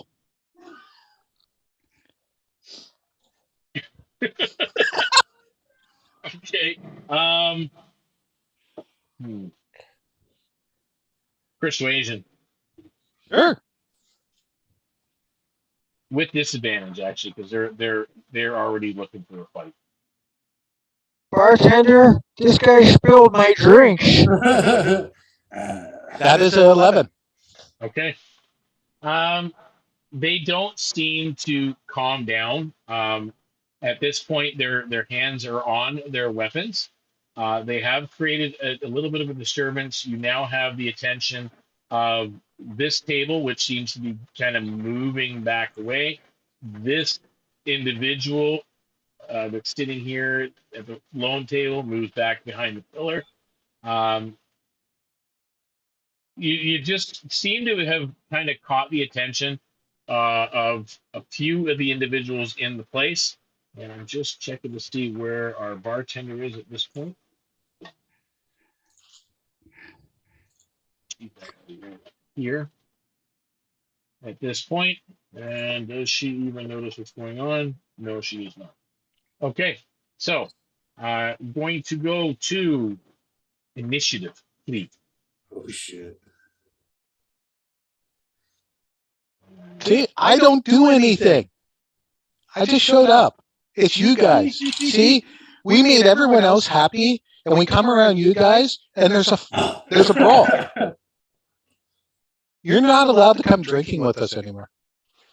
Well, you did swing on a tentacle, okay? Yeah, Onto their table. yeah, I did that with a lot of other tables. Including tentacles? No, the tentacles were flamboyant. You picked the wrong table, Bard. Well, if you weren't here, they would have loved me. And Nachfin. We were fine until we got with you guys. That's it. It's a hard day. Cut out. Like We're knock. cut out. Cut out. It's a hard day like Nachfin. Did you spill their drinks too? No, I did. He ran up on Great, me. I love it. I believe he may have. He was always a bit overzealous. No, I landed like Who's this guy? Oh, hello. We'll get to this in a minute. There's a table over here. Yes, we will. So that's what Who's I'm the dancing. Frenchie? Haha. I am a friend of Tinkle's. We used to work on a ship together.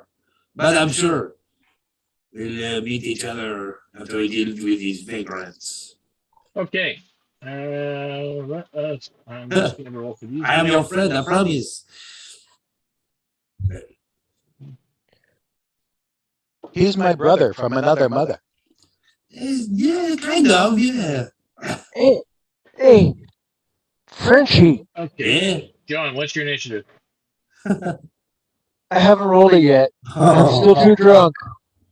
Okay, actually, good point. Gabrielle, initiative.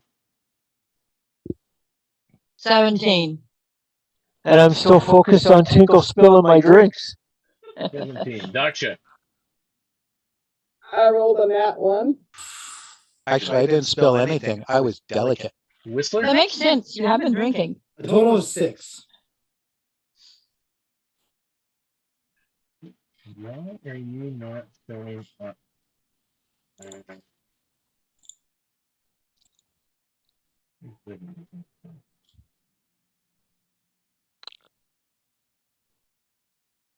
My initiative in the second round is 16.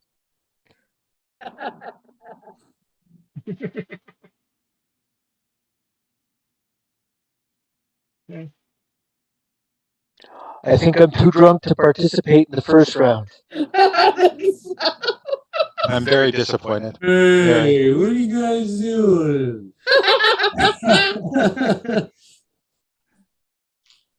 I rolled a 10. 1 second, guys. I'm having a little bit of a. Where's the rum gone? issue. I had a drink here. Where'd it go? Fucking bird. You know what's funny? I was going to steal your drink next to try to play fair to your game.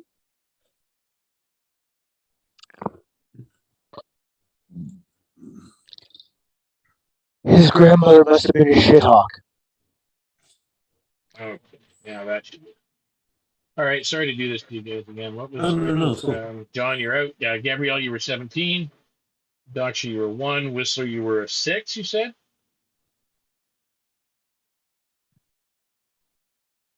Okay. No, I'm that one. Still doing it. Everything okay? Yeah, my system is not behaving properly.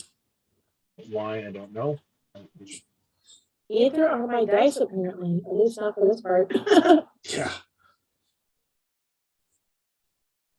They did great for the drinking, though.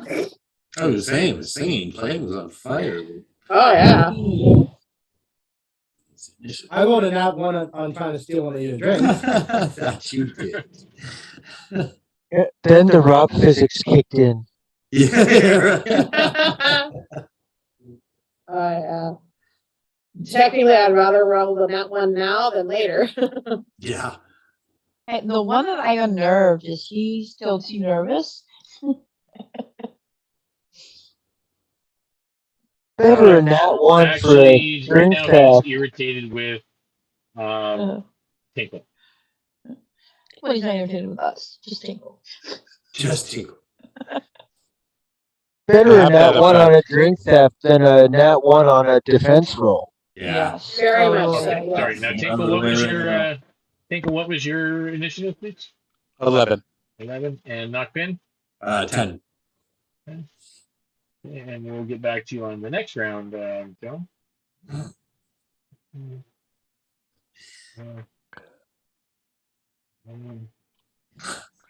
can hardly wait.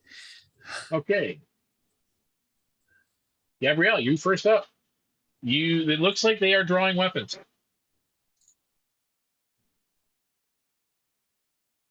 They have not taken a swing at you yet, but they are drawing weapons. All right. Let's see how does this work.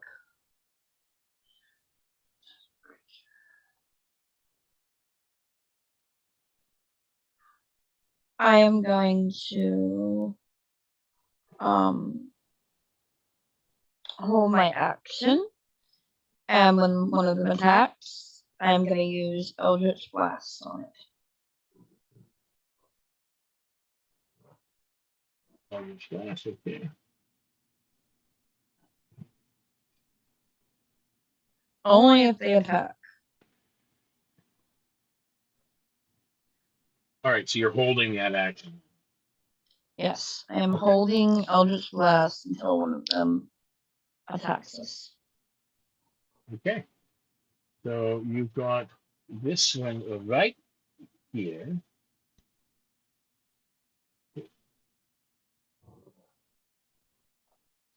Sword is out, and he's taking a swing at Tinkle. What? All right. Nat 20. Oh, Who's he trying to hit? Tinkle. Tinkle. Okay. 5 points of slashing damage. Oof. That's not bad. Yeah, that'll trigger my Eldritch Blast, won't it? Yep, it will. Okay. Certainly gonna trigger what I'm gonna do too. Yep. Alright, so let me see.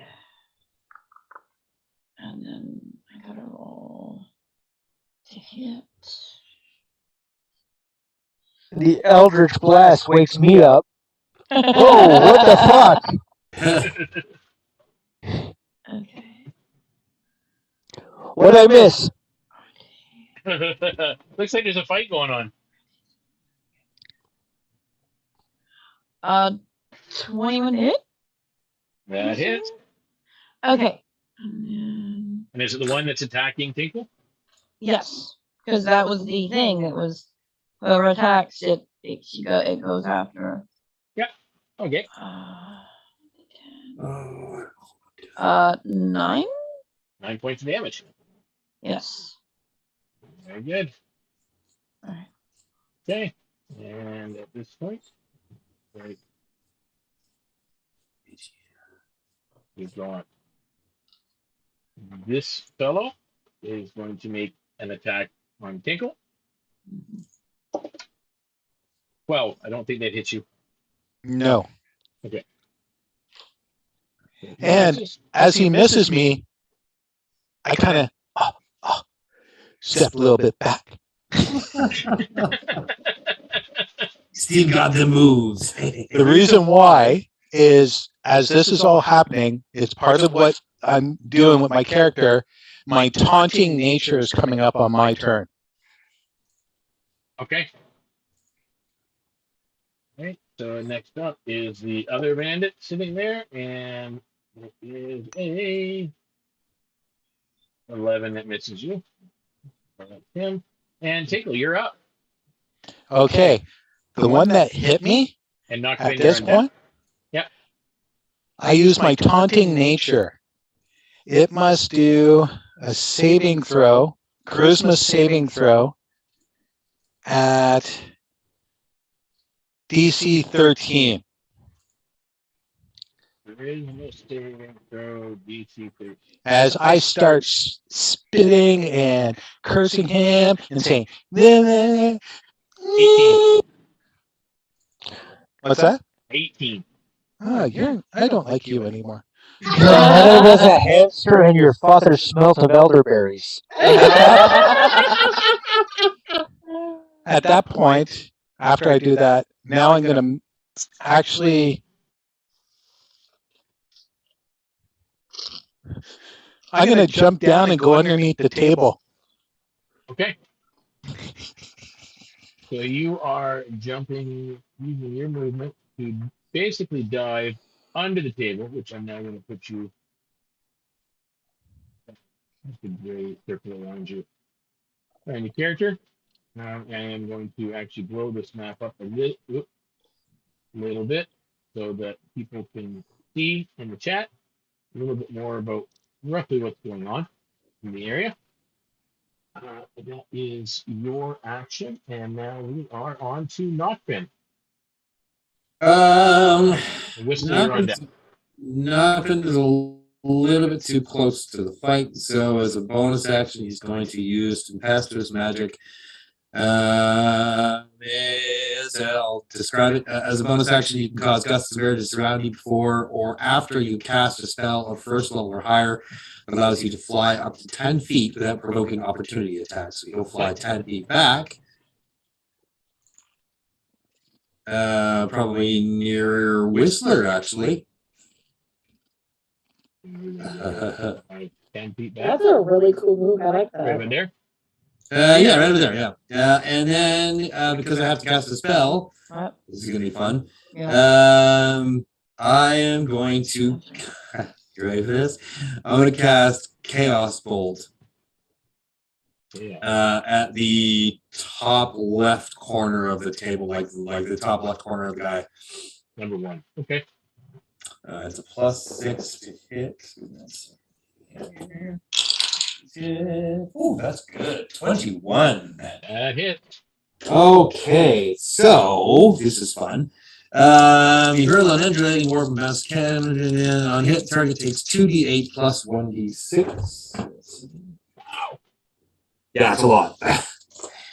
2d8 plus 1d6. Wow, that's good damage.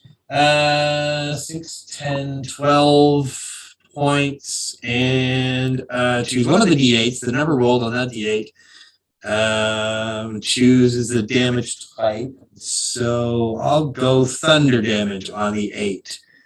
So it's 12 points of thunder damage. 12 points of thunder.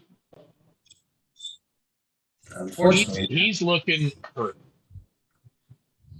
He's looking pretty good. And does that end your turn? That is my turn. Yeah, please. And that brings about Whistler. Okay. Whistler's going to steal a line from John and go, "Son of a bitch!" And he's just going to cast his next spell, which is going to be Fog Cloud. Okay.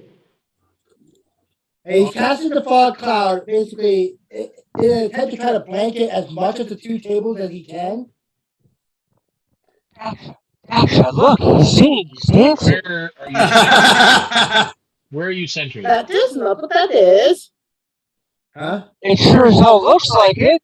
He's singing, he's dancing. Yeah, that is not singing. That is What copying was that? you. What was that, Jim? Where are you centering your spell? Right in between the two tables. Okay. And what's the area of effect? Right here. And it says 20 feet sphere.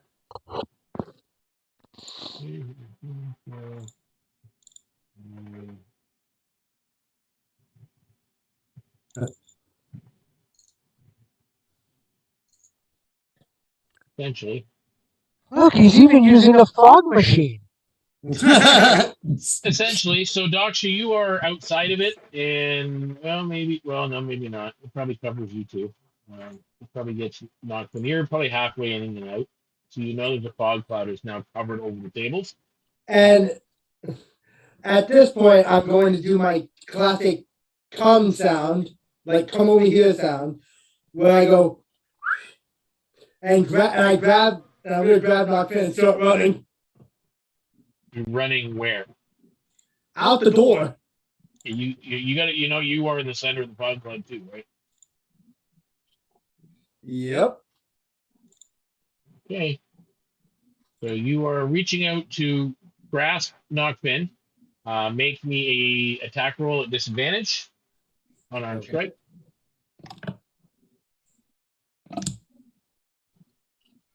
Okay. Wow, that's with disadvantage. It's a strength check, right? It's just the standard unarmed strike. Unarmed strike? Yeah, so I got a -1 to that, it looks like. Or is that a +1? Oh, yeah, it's a +1. Okay, so yeah. That's 16 then. What's your armor class, Nachfin? My armor class is a 17. Oh, you miss. You don't grasp anything as you reach out to the fog. You continue to flee. Okay, I'm going to just try to get his attention. So I'm just gonna do this then. Right next to him, I'm just gonna be Okay, so you're just standing You're gonna wolf whistle? I mean, I know that I am attractive, but maybe you could listen for somebody else later on, There's a whistle coming from in front of you. Nachfin, but that's on your turn. We'll get. This would not be the first time that someone has wooed me this way, huh? So number 4 is knows. I was the first. Number 4 knows that Tinkle attempted to go onto the table, so he is going to try and make an attack under the table with disadvantage. I mean, And I'm the drunk one. Why are you hitting on him? And Daksha, you're up. Daksha, you're up, and John, you're on deck. All right, so I will go ahead and kind of try to step myself in between the rest of my crew to try and help if I can. I don't know how hard it is to navigating the fog cloud. And then we will try to do an unarmed strike on number 4 to kind of defend. Okay, so you are actually, I'll use my core stuff actually. So you're attempting to go to where you're standing right now, in between their table and John, basically. Yes, to try to protect. Make me a perception check. Because you're a monk, it's not at disadvantage; it's normal perception. Okay, sounds good. Thank you. Let me switch over to that.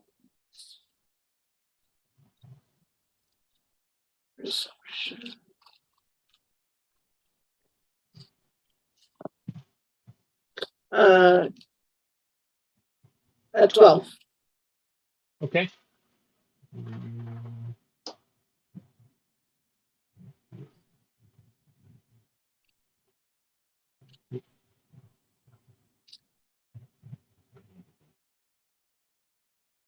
You bump into somebody.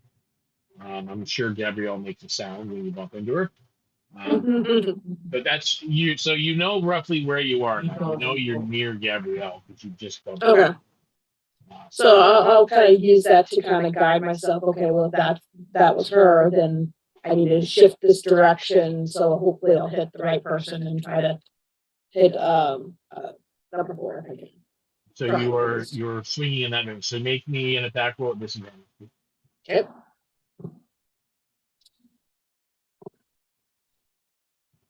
Eight.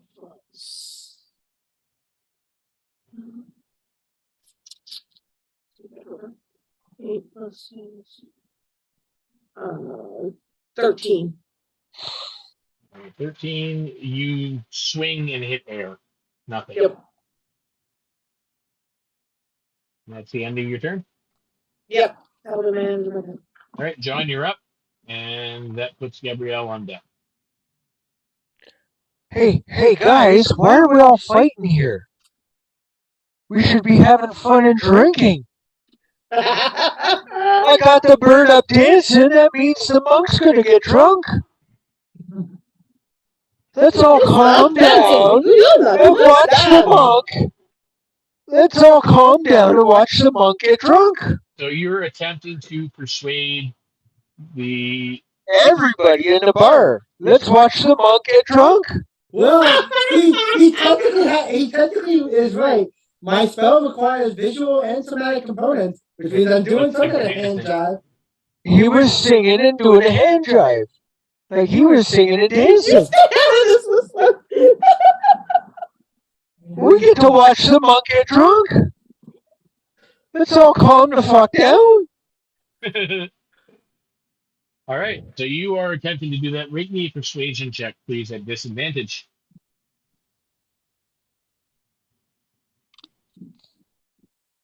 Let me find it. Persuasion.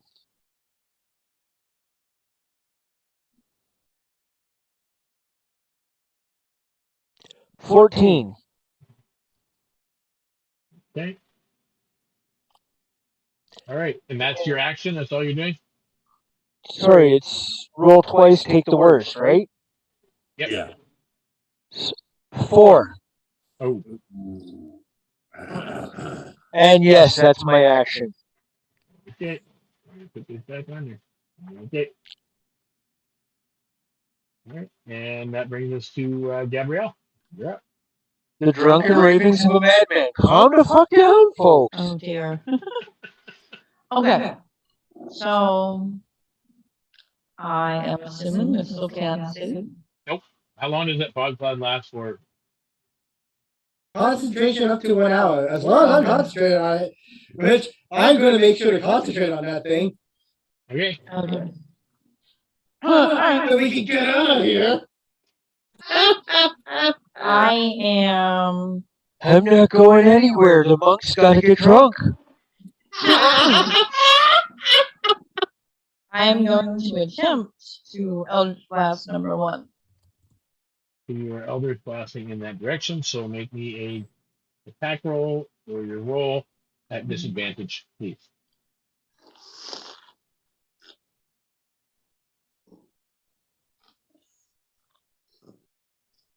Okay. Get my number.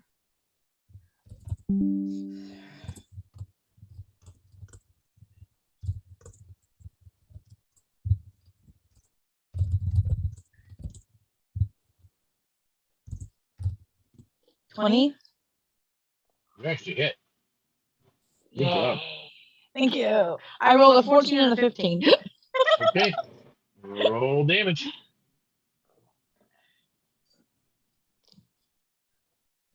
2. 2. It's just 2 on my day. Okay. 2 points of damage. All right, and that brings it to his turn. He is going to attempt to move. Okay. Tinkle, you're under the table. No, it's John's under the table. And Gabriele, you got missed with disadvantage. He tried to hit you.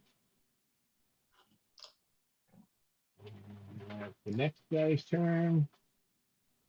And he is. And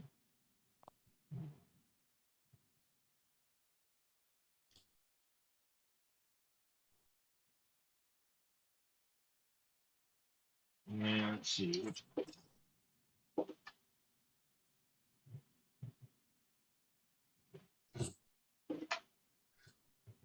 And a 15 to hit Whistler.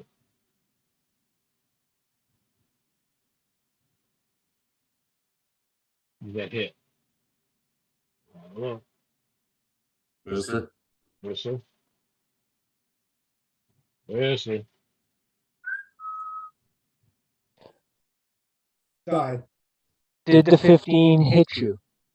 Hit me? Yes. Yes. Yeah. Sorry. I didn't realize I was being attacked. 6 points of slashing damage, please. Who hit me?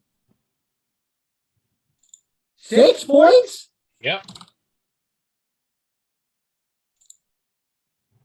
Damn it. Okay. Okay. That was him. And now we are on to. Did that impact your concentration? Oh yeah, make a Constitution Oh, yeah. or Constitution save. That's a good point. Concentration check. Contract. Check. That's a 16. Yep. You made your concentration. You're fine. Yes. This guy now attempts to move, and that didn't go so well. He moves. He's out of the fog. I'm lost in the fog and just focused on, we gotta get them. We gotta get the monk drunk. Tinkle, you are under the table and you're up. And Nachfin, you're under. Fog or no fog, bartender!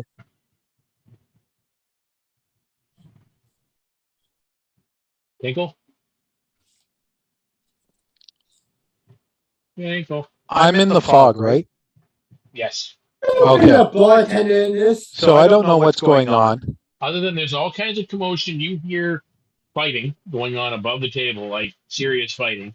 You know that some of the people have left the table that you're under, and you do hear commotion outside the fog area. Like you do hear Cass yelling, like "Stop fighting!"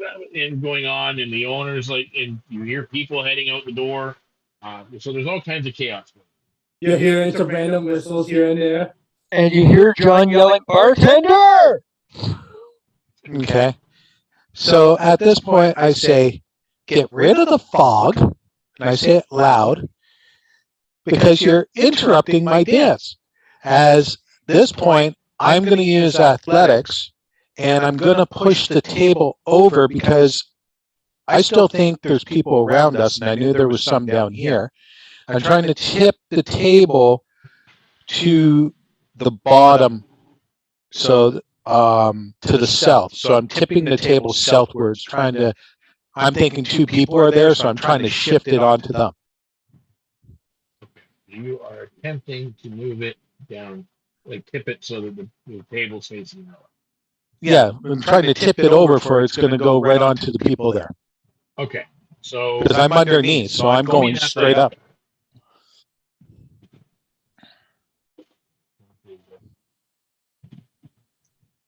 $24. Okay, you do flip the table, and you can roll me a D4.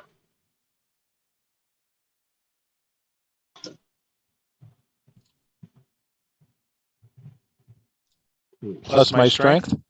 Yeah, plus strength. Why not? 4. Okay. 4 points of damage to bandit number 4. And okay. Now knocked prone. No, I'm not done.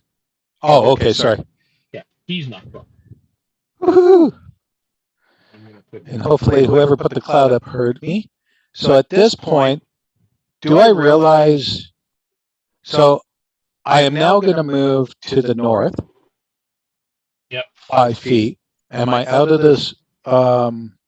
You're out from under the table. But I'm not out. Okay. So...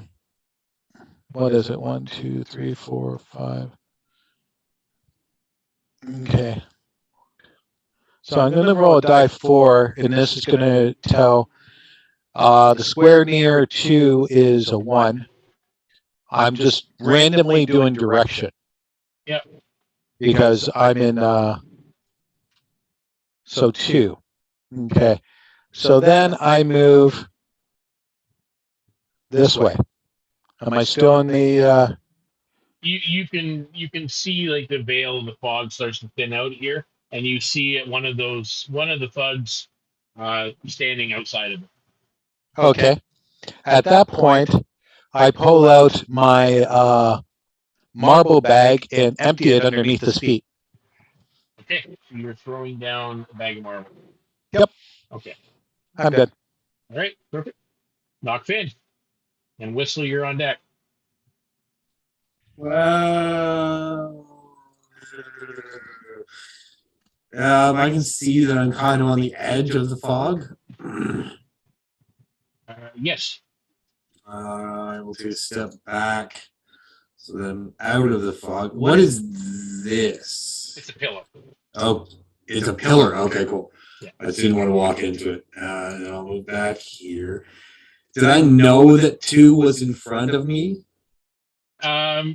You know that there was somebody approached to the front of you, and you know that Whistler was hit.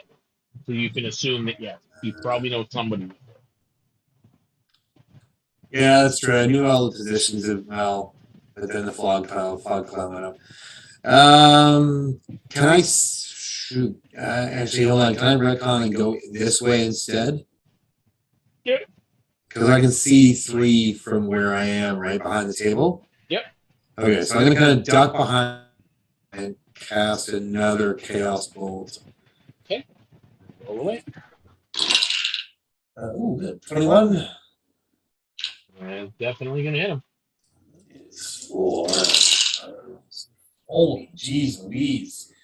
That's a whole lot of damage. 14, 20 points of damage. Oh dear. Okay. This is where it gets fun. Because it says if you roll the same number on both d8s, which happens to be a 7, the chaotic energy leaps from the target to a different creature of your choice within 30 feet of it. would I have to? I have to make a new attack roll against somebody. Would you say that because I know the location more or less of what I think might be 2, I can use that? Yeah, you'd have to make that roll at disadvantage. Yeah, obviously, yeah, for sure. Okay, then in that case, I will. So for first off, it's 20 points of damage. Nope. Yeah, 20 points of damage, and it is psychic damage. Okay. And the second attack roll. A really powerful spell. Oh, I just dropped my dice. No. Oh, God. Wow. It probably misses with a 12. Yeah, that misses. Okay, so that one misses, but the first one does hit for 27 damage. Yep. And I am. That's awesome. Nice. Honesty. That's a good one, too. This individual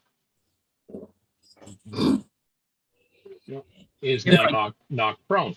Okay, good. I was going to say, if I can, I'd like to do non-lethal damage. Yeah, he was just knocked prone by the sheer magnitude of damage. Yeah. Okay. And that's And the marbles. Yeah, yeah. I think that's my turn. Yeah, that'll be all for now. Okay. And Whistler, you are up. Okay. Plan. I'm going to go diving under the table and end up on the other side where John is. Copycat. Making a perception check, please. Yeah, I'm not sliding. I'm crawling because I don't have that ability. Yep. Make a what? At disadvantage? A perception at disadvantage. And you did hear Tinkle's voice saying, drop the fog. Yes. But for his own safety, it's better than to keep the fog up. So you've got it, and now you're on the table. So what is your perception? Okay. That's a 17 at the lowest. Nice. 17? I'm with an 18 and a 14. So you're over beside John. Okay. At this point, I'm going to use John's voice. And I'm going to say, come on, lads. Off. Switch it over to Gabriele's voice. 2. And then switch it back over to John's voice. The ship. Okay. So you guys actually hear it sort of sounded like John and Gabriele, but not quite. It's just like a hodgepodge of their voices mingling, saying, come on, let's get back to the ship. That's what you guys all hear. Is that your action? And at this point, I'm just going to try to tug John off the seat. Well, you're tugging on him. Like, are you trying to pull him off the seat? I don't think are you sitting or standing, John? I was standing up trying to tell everybody, calm the fuck down. Okay, then I'm pulling him. No, watch the monk get drunk. Then I'm pulling the drunk with me. I'm trying to get out of here. Okay. And I'm gonna kick whatever's tugging at my leg in the head. Oh no. Alright, so I have to roll a strength check, I'm guessing? Yes. Or an attack turn, I guess? Yep. What do I have to roll to put the boot to his head? Well, he's just making an attack roll on you. It's going to be a grapple. Let's see if he actually gets his hand. I rolled an 18. Okay, so now it will be an opposed strength check.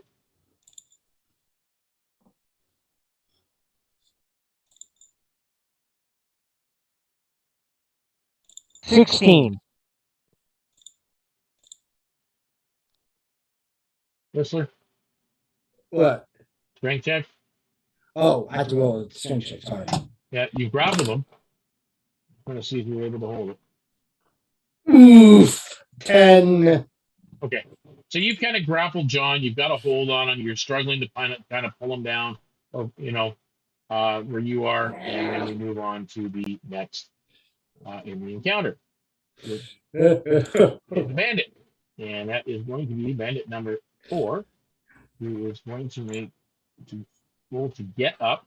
and we'll take a blind swing towards where Daksha was. Misses entirely. But it's no longer prone.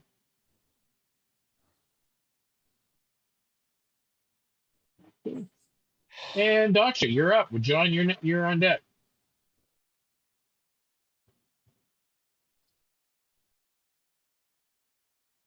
Hello, Daksha, are you with us? Yeah, I just forgot to unmute. Yeah, so I think I'm going to just try and swing again at that individual. Yep. I'm not going to hit because I just rolled. Because I have to roll at disadvantage, and neither one was good. That's a 7 to hit. Yeah. I just Misses. Definitely misses. nope. And for those of you out in chat, if there's, I notice there's some, I'm getting some bandwidth issues. It looks like Twitch is being twitched. So just so you know, if there's a stutter in that, hopefully it doesn't last too long. But yeah, bear with it. You know how it goes. All right, John, you are up, and yeah, that puts Gabrielle on deck. So to boot him in the head and get him to let go of my leg, what do I roll? Yeah, just make an unarmed strike. You've kind of freed yourself from him, but you're just giving an extra kick.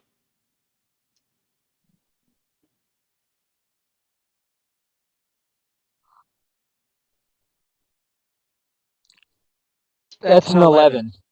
Yeah, I don't think that will fit. No. No. Just missed him. All right, and that's all you're doing? Yep. Okay. Get off! Gabrielle, you're up. Alright, so I heard someone say to pretty much, back up and leave. I'm gonna try and move around the table.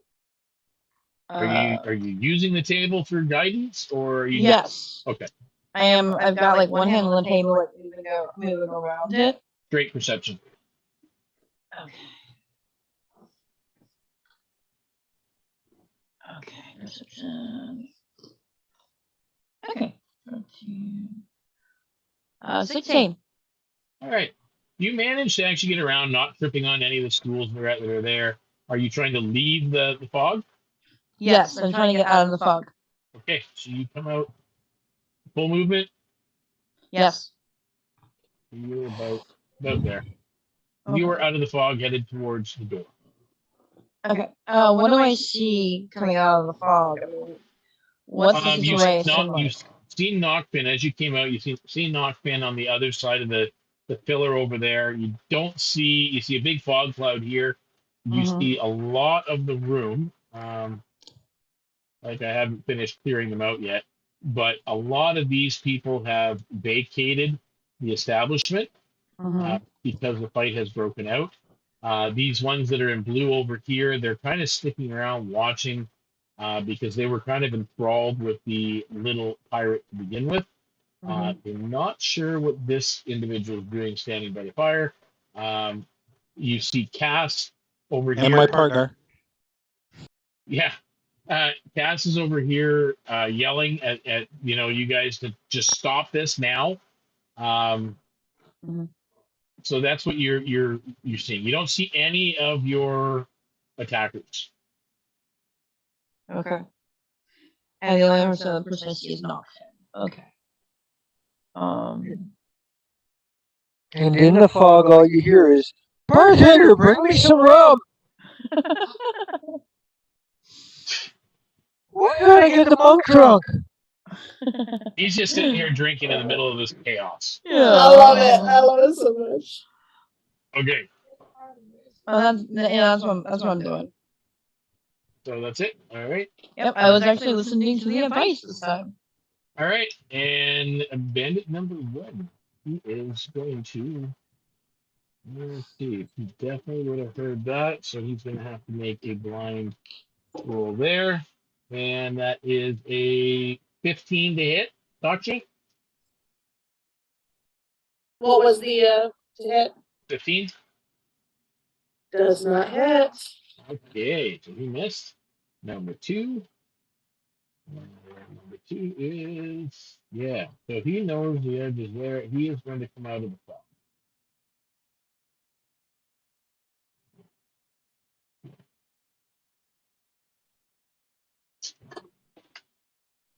And I don't think a 13 hits Nachfin. No. Okay. And last bandit to go this number 3. He is going to get up, which will provoke an attack of opportunity or try to get up. You can make Tinkle. You can make an attack of opportunity on number 3. I like that. I like who's giving you an Okay. attack of opportunity with the getting up. Okay, that's cool. And he does. So it's with actually attack of opportunity with advantage because he is still prone, thanks to the marbles. okay. So would this be an unarmed strike, or could I pull something? You could pull something out as long as it's not like something like complicated. Okay, I'm pulling out my belt, which is the kind of like net, and flinging it in on him, telling him, "Stay down now." Okay, make me a standard hit roll. With it, it's not 22. 22, definitely. Okay, so it's covering him. Now he's netted, basically, essentially grappled and prone. And over top. And the damage, I'm hoping it is non-lethal because I'm trying to tangle him more than do damage to him. Okay, what is the damage roll? Ooh, 9. So we'll just say I rolled max. because you're intending to keep it light. We're going to go half. We're going to go 5. You're basically pulling your. And I'm standing there scolding him. Stay down. The bartender told you to stay down. It is officially your turn at this point. Are you doing anything else? Do you actually have another action? Is he still up? He's on the ground. Like, is he still awake? Yeah. He looks really bad. Okay. I just hold back and boom. Okay. You're attempting to knock him out? Yep. That's a 21. Oh, yeah. And I'm just going to make it. And he is at 0. Okay. So I think he's down, right? He's unconscious? He's unconscious. Okay. So I'm looking around now. And can you tell me who I can see? You can see Nachfin and one of the thugs. Basically, you've kind of stepped out. So you can see anything outside this red line. So you can see Nachfin being engaged here. You do see Ass yelling for everything to stop. You see some patrons kind of watching the chaos. You notice the bar is a lot thinner in patrons right now than it was when you first came in. And you do notice that the owner, the human owner, you kind of see him off in the distance, looking very displeased. Okay. So I am now going to do, since I did my attack, I am now moving behind him. And then as I'm moving, I'm pulling out a dagger. Yep. And I'm going to hold my action, my bonus action for a second attack. This is more role play than anything else. I can't hold my bonus. But I put my dagger right tight into his ass and say, if you move any more, I'm going to shove it up there. Okay, make me a intimidation. Sorry? Make me an intimidation. Sure. 17. Okay. Well, you'll find out what happens on his turn. I'm there for you, bro. I'm there. Nachfin, you're up. Even though I can't see you, I'm there. You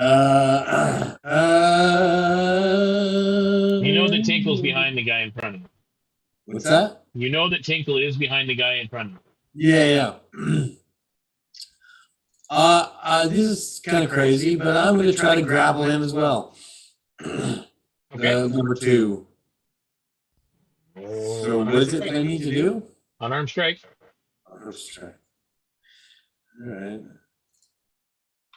Oh wow! Holy crap! 18. Nice. Okay, you definitely have him held, and now make a strength check. Just a straight strength check. Yeah. Your opposing strength. -2, unfortunately. Holy crap! Natural 20, but Nice. it's -2, so it's 18. So you've got him in basically in a definite lock. Like, are you just holding him in place, standing up?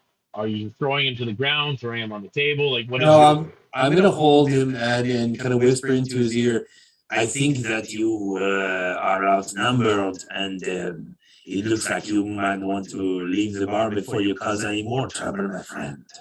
Okay, so you've got him grappled and held. Tinkle, you got your dagger basically up his ass. And you will, at this point, At that point, I say, don't push him. Don't push him.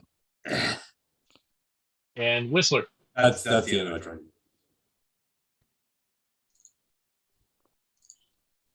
Whistler, you're up. All right, I'm going to try one more time to get someone out of this fog and out of the building. I'm going to try to go in between Daksha and John. And I'm going to grab them both and try to. You can only grab one. You can't grab them both. Okay. Unless you're just going to do a tug. If you're actually trying to physically hold them, then no. Okay. Then I'll just grab them both and tug at them. And I'll just go. Just going to find the line I'm looking for. Ah, shit. Where's that Tinkle line I'm looking for? Damn it. I know the ones he's talking about. Okay. So I tug at those two and I just go with John's voice. Come on, lads, and switch to Tinkle's voice saying, "Let's bust a move." And I'm tugging at them. So you just get tugs. It's not in the direction of the door. Not a hardcore pull this time, but just tugs on you, and that's what you hear. In John, first of all, in your voice, and then in Tinkle's voice.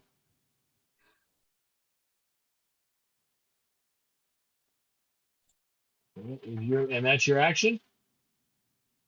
I assume so, yes. Unless that counts as a bonus action. Number 4? Nope. Well, you're moving, and then you're trying to do that. And that is a... Yeah, okay. That's a fail from him. Oh, my word. Daksha, you're up. So what are you doing when you hear this? And you feel the tug? Okay, so I'm trying to look and see where the push-pull drag thing is. I was actually thought about picking up John and using my patient step. I think there was something I'll have to look again. But basically, there's a way to do a bonus action of disengage, I think. Let me double check that. So you were attempting to grab John and then disengage? Yeah. Basically, I'm going to lift him over my shoulder, disengage, and step out of the fog so that we're not the ones that are in trouble with the bar. Okay. Not that she won't fight back, but basically that she's trying to be the ones that aren't in trouble. But yeah, that's what I'm trying to do. Okay. So you grab John, make an unarmed strike to grab John. Okay. Yeah. Good. They're all in close proximity, so it's pretty easy. I have to roll twice with that, right? Nope, you're not rolling disadvantage. He's right there. Oh, yeah, that's true. Okay. That was a 23 to hit. Okay, you definitely hit him. Make me a strength check. Okay. And John, make me a opposed strength, please. This 16. is gonna be fun because it's not where she's strong. That was a 16. Yep. Yeah, that's 14. Okay. So you've been grabbed, John, and someone's attempting to pick you up. You're pretty sure it's Daksha. trying to pick you up and move you. Now You're trying to get out of this bed? No, I would drink later.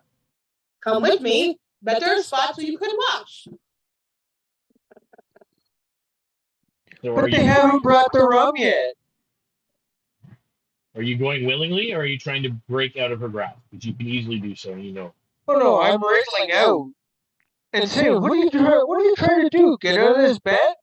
Okay, so he's wiggled out of your grasp. Are you continuing to leave the space? I think she'll at least try to step out of the fog. Okay, you are. Yeah. You know she's now I'm basically. not going to go too far, but yeah. He's developed drunken tunnel vision. And John, you are Very up. much so. It is your go. They cannot bring it if they cannot see. Bartender, where's my damn rum? You get the bartender. She's yelling back. You can hear her saying, "Get rid of this damn fog out of our bar. Stop fighting. You're destroying the place. You're making a mess." I'm not fighting, and I didn't bring the damn fog. I just want some rum. Okay. Where's my rum? It's outside the fog. That's all she says. Which way is that? Pick a direction. Up. Up? As in this way up, or as in up is in getting on the table? Just up. That's what I hear, so I'm just saying up. Oh, okay. You're saying up. Okay. So are you moving, John, at all? I say down, and I get under the table. Okay, so you are now under the table. I still don't see my rum. I still don't see my rum down here. Where's my rum? You don't see anything. And we are up at top of the round. We are at Gabriele. You're up again. So I when you use the map, I can see everybody except for Whistler and John, right? You can't see John. You can't see Whistler. You can see a little bit of Tinkle coming in and out of the fog. And there's 3 bad guys that you can't see. Okay, I was just clarifying. I couldn't see John and Whistler. I picked a direction where to help the rum. I think she'll use her awakened mind to speak to Whistler. Yep. What are you doing? Get out of there! Trying to get the drunk out of here. The drunk won't listen. He's trying to kick me. I'm about to leave him in here. Leave him in there. Fine. So that's you're doing Gabriele. You're just trying to convince Whistler to leave. Okay. Yeah, she's just trying to convince Whistler to get out of the fog because apparently there's currently no other threat at the moment except for a very upset bartender and a very upset cast. So she is trying to get the cruise can out of the fog before. Okay. Number 1 is making a blind shot towards Whistler. Mm-hmm. And that is a 14. I'm crawling around under the table looking for rum. That hit. That hit. Where's my rum? For 5 points of slashing damage. I am down. So there is besides you, John, there's a thud. Not a big thud, but a little thud. Wait, hold on a minute. Straight for the grave. I have straight for the grave. It says when damage that isn't rated or a critical hit reduces you to 0 hit points, you can make a charisma saving throw, DC 5 plus the damage taken. On a success, you instead drop to 1 hit point. Okay, so it's DC 10 then. 14. Okay, so you are at 1 hit point. Yeah. Okay, and that is the end of that guy's encounter. And now number 2. And he basically gives up and surrenders. Just Do I see Whistler beside me under the table? You don't see anything except for fog. You feel around and there's feathered individual beside you. I tug at a feather hard enough to pluck one out. Well, we'll get to that one. So he's retired. Number 3 is he's down. So yeah, they're all out of the question. Tinkle, you're up. The guy that you hold the knife on has surrendered.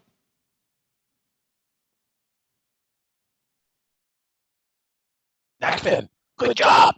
Good job. Okay, so I turn around and I scream at the top of my lungs, Whistler, drop the fog, or I'm going to pluck you like a chicken. Yeah, actually, you were hit again. That's another con save too. Yeah. Okay, Thank so you for reminding me. I might not have that saying. Yeah. 19. Okay, so yeah, it's maintained. So you're telling him to drop the fog.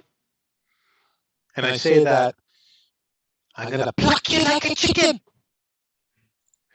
And then I'm stealing that line, by the way. The timing on that as John plucks a feather. That's close. Sorry about Have that. you got the rum? And then what I do is, can I do a I'm trying to get the direction on where I'm just going to role play this. So what I do is I pull out another marble bag. Yep. And I throw it in.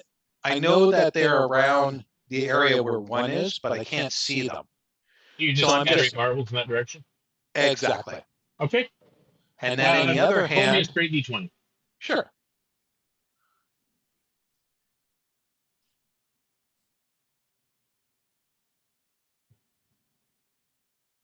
6. Okay. Perfect. So you hear marbles go everywhere. That's the whole point of it. And then I pull out my whip in my other hand. Yep. But I keep it kind of like folded, and I'm just standing there, beating my hand, looking at the fog. Okay. You're standing there beating your hand, looking at the fog. All right. Perfect. I know you like that. It's okay. Nachfin, you're up. All right. Screw that. This guy has surrendered, yes? Yes. Okay. I will move back and see what happens if he takes an attack. Nope. This has been a good adventure, but I'm going to get back to the ship because I do not like to get too close to the bar fights. I'm going to move however far I can towards the exit, wherever it is. Yep. It's right here. Yep, that's the exit. Okay, I will action dash over there. All right. How far can I get? It's double your move. Yeah, I mean, it's all right. I guess I gotta measure it out. Yeah, there should be grids on there. If you actually zoom in a little bit, there's a grid. Oh yeah, I can get outside the door. All right, cool. 1 second here. Well, I'll see you back on the ship. Bye. And you hear behind you, Cass, basically her voice kind of going, and stay out for a while. Oh, okay, I'm sorry. Enough, my turn. Okay. And we are Whistler. You are at 1. You are on the ground. Okay. I am crawling out of the freaking fog. John can stay there now. So you are not attempting to drop the fog. Oh, I will in a second. Has his concentration failed?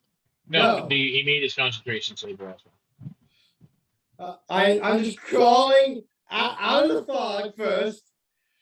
I'm going to say first in Tinkle's voice, then switch it over to Gabriele's voice, and then back to Tinkle's. What is it now? Damn it! It's hard. I'm getting lost in all my things now.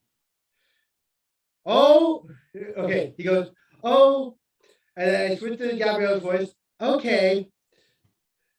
And then I go down. I dropped the fog. and then I dropping the fog and running as fast as I can to the door, getting up and running. Okay, John, as a reaction, make me a unarmed strike roll. As Whistler is running, dropping the fog and running.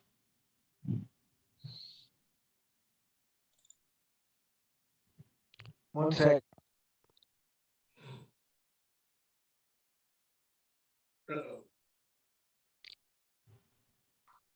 Unarmed strike was a 19. That hits. Okay, so you do leave the area and 5, 10, 15, 20, 25, 30. Are you double moving? I was double moving. I'm getting out as fast as I can. Apparently, you get it out, and one of your feathers just get yanked out as you're running away. Does that take damage? No. Okay. It hurt, but it doesn't actually do like damage. It smarts. Okay. Yeah. So Fine, you can take a tail feather too. You have a feather, John. Just so you are well aware of that. And it is now number 4's go. And if you even have a target. I hope he didn't have my rum. 14, and What am I gonna do with this feather? Where'd my rum go? actually his item frog. So he's headed right over there. And he's going to take, because the fog will drop, he's going to try to take a poke out of the table. 18 to hit. John, I think that hits you. Oh, he's hitting me? Yeah. Dude, what the hell? Yes, that hit.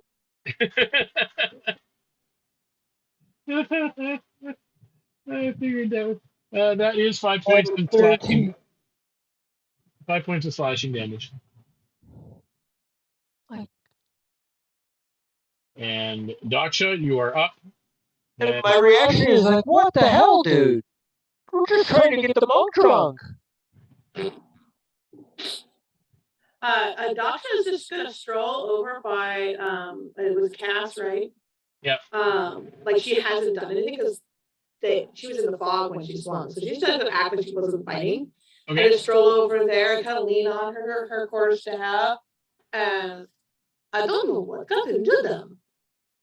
And just she's fuming mad. Like you could definitely see she's angry at this point. Is she mad at me as well, or just? She's just mad at this situation. I mean, it's you know this place well enough to know there's always bar fights here. So. Oh yeah.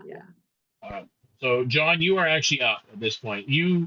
There's someone swinging a sword under the table at you. I mean, there's no fog anymore. So you see a pair of boots there. You see another pair of boots not far off. You see your friends at a distance moving away from where you were sitting. What are you doing? I am drawing my rapier and like slicing at the guy's ankles. Okay, make me a attack roll at disadvantage, please.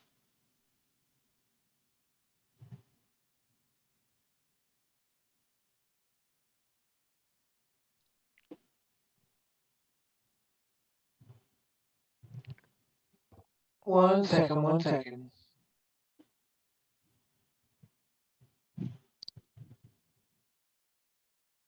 Sorry, I gotta use a dagger. I don't have my rapier equipped. All right. So you got a dagger. It's probably easier to draw out anyway and reach out and slash at him.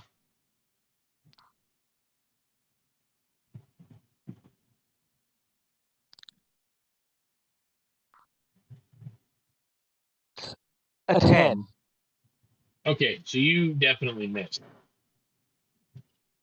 At the end of your turn, Cass now comes over here, and these two immediately stop looking so hostile as you guys see her. Like everybody other than John, who's under the table, can see her. She is human mad. Most of her tipping customers are gone. There are some that have remained just to kind of watch the spectacle. But even now that this is kind of winding down and people have been kind of subdued, they're slowly getting bored and actually leaving the establishment.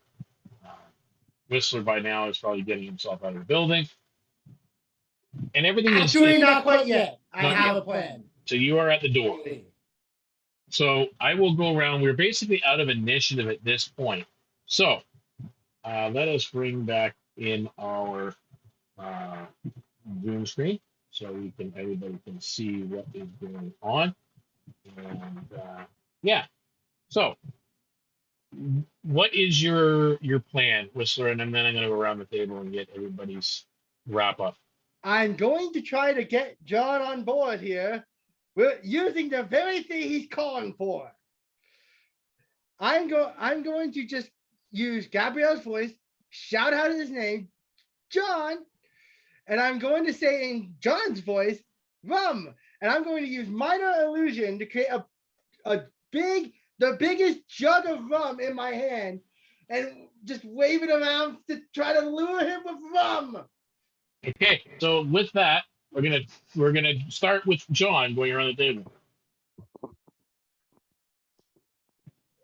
What are you doing? I'm following the rum. All right, so you crawl out from under the table, and you start heading towards the door where Whistler's got this rum. And you now see your feather in his hand, as he's coming out, Whistler. So going around, Daksha, what are you doing? And I'll anything I trade can ya. do to make your life easier, guys. Okay, so she's all kind of getting everybody subdued and calm. And are you just kind of lending your kind of support? Just in case? Basically, I'm saying, is there anything I can do to ease her? Get your friend out of my bar. Bird boy. Of course. Bird boy. I'll trade you the feather for the rum. So as John and Whistler are leaving, you are hearing them banter back and forth. Yeah. Oh yeah. So she'll join the rest of the group trying to leave the bar. Okay, so Gabriele? Yeah, she's into the exit as well. Yeah, just kind of ushering out. Yeah. Okay, so that leaves Nachfin and Tinkle. Oh, I know. I exited quickly. Okay, so you're I out. was waiting outside. Yeah, I'm waiting outside the exit for Tinkle to come out. Okay, Tinkle, you have opportunities. There are some stragglers here that were fans from before, and you're getting pat from the back and such, but there are opportunities. Give me the bottle, I'll give you the feather. What kind of opportunities are you talking about? You have let's just say, pick a number between 1 and 6, and that's these 6 individuals that are probably closest to you here that are blue. Pick a number between 1 and 6, and that's whose pocket you just happen to. Whoop. Thank you. 3. So this individual right here. Okay. So you pocket something without even thinking about it, and do you vacate? No. Nope. I go over to the one that has my net. I take the net off of them. Yep. At that point, I pickpocket him. Okay. Yeah, because he's unconscious. Okay. And I take his belt. All right. So you have taken his belt, you've picked his pocket, and you've left him unconscious on the floor. Yep. People are watching you do it. They're not even stopping you. They're like, yeah. Your fans, and then you vacate. No, then I come to this one. And I'm going to pickpocket him because I'm casually just walking by. Okay, you need to make a roll on him. Not a problem. So this is a sleight of hand. Yep. So that's a 12. Okay, you picked his pocket. Okay, and I do the exact same for his belt. Okay. And for the belt, I've got a 17. No problem. You got his belt. Okay. So at that point, the bag that I took off of number 3, I put on the table, saying to the bartender, That's for the drinks that I offered about paying for everyone. Yep. And thank you for the entertaining night. I really enjoyed it. I can't wait to come back. And then I leave. She's literally growling. You swear that there's a little bit of foam coming out between her tusks. She is angry beyond belief. At that point, then I turn around and say, "Would you like me to stay and I'll play music and maybe get the mood back?" Just get out. Why? I didn't do anything. Get out. Oh. Get out of my bar. Get out of my bar. Hey, wait, those for? I'm not saying you can't come back, but just get out of my bar. I paid. Oh, good. Well, and at that point, night, you said so yourself. I turned around to my fans and I take a bow and I say, "Thank you very much." They actually applaud. They were actually quite impressed, and you have left. So you guys, where do you converge outside, or do you just keep going to the ship? Do you? I am dragging Rob all the way to the ship. Heading back to the ship. I'm just going. You want the feather? You're leading a staggering John Cardinal down the docks with a illusionary thing of rum, and you're doing down. Gabriele is gone back to the ship. Give me the bottle, I'll give you the feather. The whole way back to the ship. Give me the bottle, I'll give you the feather. Okay. Okay. Daksha, you're back in the ship? She'll wait till everyone comes out of the bar first and walk back. Yeah, because she wants to make sure Tinkle everyone. was the last one to come out. Nachfin, what did you do when you went out? You just gone right? Me? No, I waited for Tinkle to come out. Okay, so you're just outside. Yeah, as he comes out, I'm gonna Give me the bottle, bird boy. I gotta get the monk drunk. Hang on. As he comes out, I'm gonna look over at Tinkle and say, "This is who you are crewing with now. I mean, you gotta take what you can get, huh?" Take what you can supposed get. to be an insult. Oh yes, here's your share. As I pull out the pouch from number 2 and give it to him. Okay. So you see "Let's this. go." As he comes Perhaps out, I just don't know them yet. I mean, we just met like 2 seconds ago, and we got in the bar fight. Oh, they're wonderful people. Well, all right, man. I will have to take your word. Yeah, as you're standing there, like you know that down the docks, probably like 100 yards away by now, is a staggering John Cardinal being led by Whistler. Gabriele has already gone back. Daksha's standing there waiting with you guys, and you, Daksha, you see Tinkle come out and pass a pouch to Nachfin, and they're the last ones out. Everybody Come else. on, bird boy, give me the damn bottle. I gotta And I have 2 belts in my other hand. Yeah, and he's holding 2 belts. Okay. Those belts? Okay, I'm gonna respond to John with, "Come on." Switching over to Gabriele. John, to the ship. Give me the bottle. I gotta get the monk drunk. So you're just going to the ship now at this point, and he's going to follow you? And I'm just gonna say, "Give you the bottle to ship." Okay, so that's what he responds with, and then he's gone to the ship. So what I'll say your way back to Nachfin, I say, "Nachfin, this is a beautiful lady right here. We must escort her back to the ship." It would be my honor. Ah, yes. So a little person, a turtle, and a loxodon walk into a bar or walk out of a bar. There's a joke there somewhere. Oh, the joke staggering back to the ship saying, "Give me the bottle. We gotta get the monk drunk." Oh my goodness. Very good. So you guys do make it back to the ship. There is other small groups that are coming and going. They've been ashore. They've been working on the ship, getting some repairs done and so on. You guys can all take 70 experience points each, just so you guys can mark that now. I will get to those pouches momentarily. Actually, we're going to do that off screen so that we can talk about what there is there.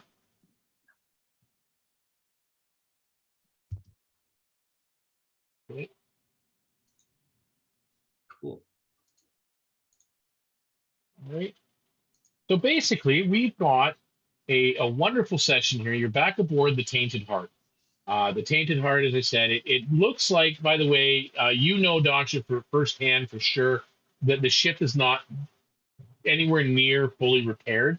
But it looks like the extent of what they were able to afford for materials is what all they've got. So obviously there wasn't enough to cover the damages. So it is something that's going to have to be worked on at sea and coming up with resources in another way.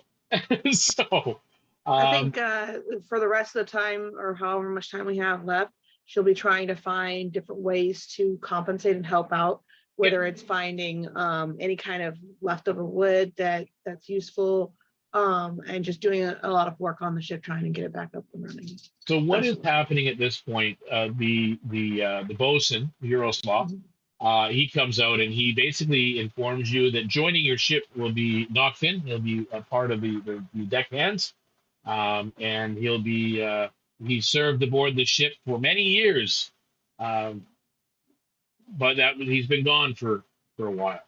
So he's coming back. He's family, and I expect him to be treated as such. And with that, you also told you'll be staying in port here in Elderlock for another 5 more days. You guys can, over the course of the next week, in between streams, figure out and what you want to do inside Elderlock while you're here or aboard the ship. So we can talk about that next episode. And then we will go from there, because I know Nachfin brings something to the table as well, which we'll get into again next episode. Now that he's here, yes, you wanted to add something, listen. Basically, once I get John on the ship, I'm going to do the trade with him. I'm going to take the feather, I'm going to give him the bottle, and once I get far enough away, I'm ending the minor illusion. Okay, so it only takes not too long, and you get the bottle, you get the feather, and he walks away. Oh, sorry, I originally said jug. Oh, yeah, it's a jug of rum, and it vanishes from your grasp. Son of a bitch. So there's where we're going to end the stream. So I want to thank everybody for actually tuning in. And how am I going to get the monk drunk now?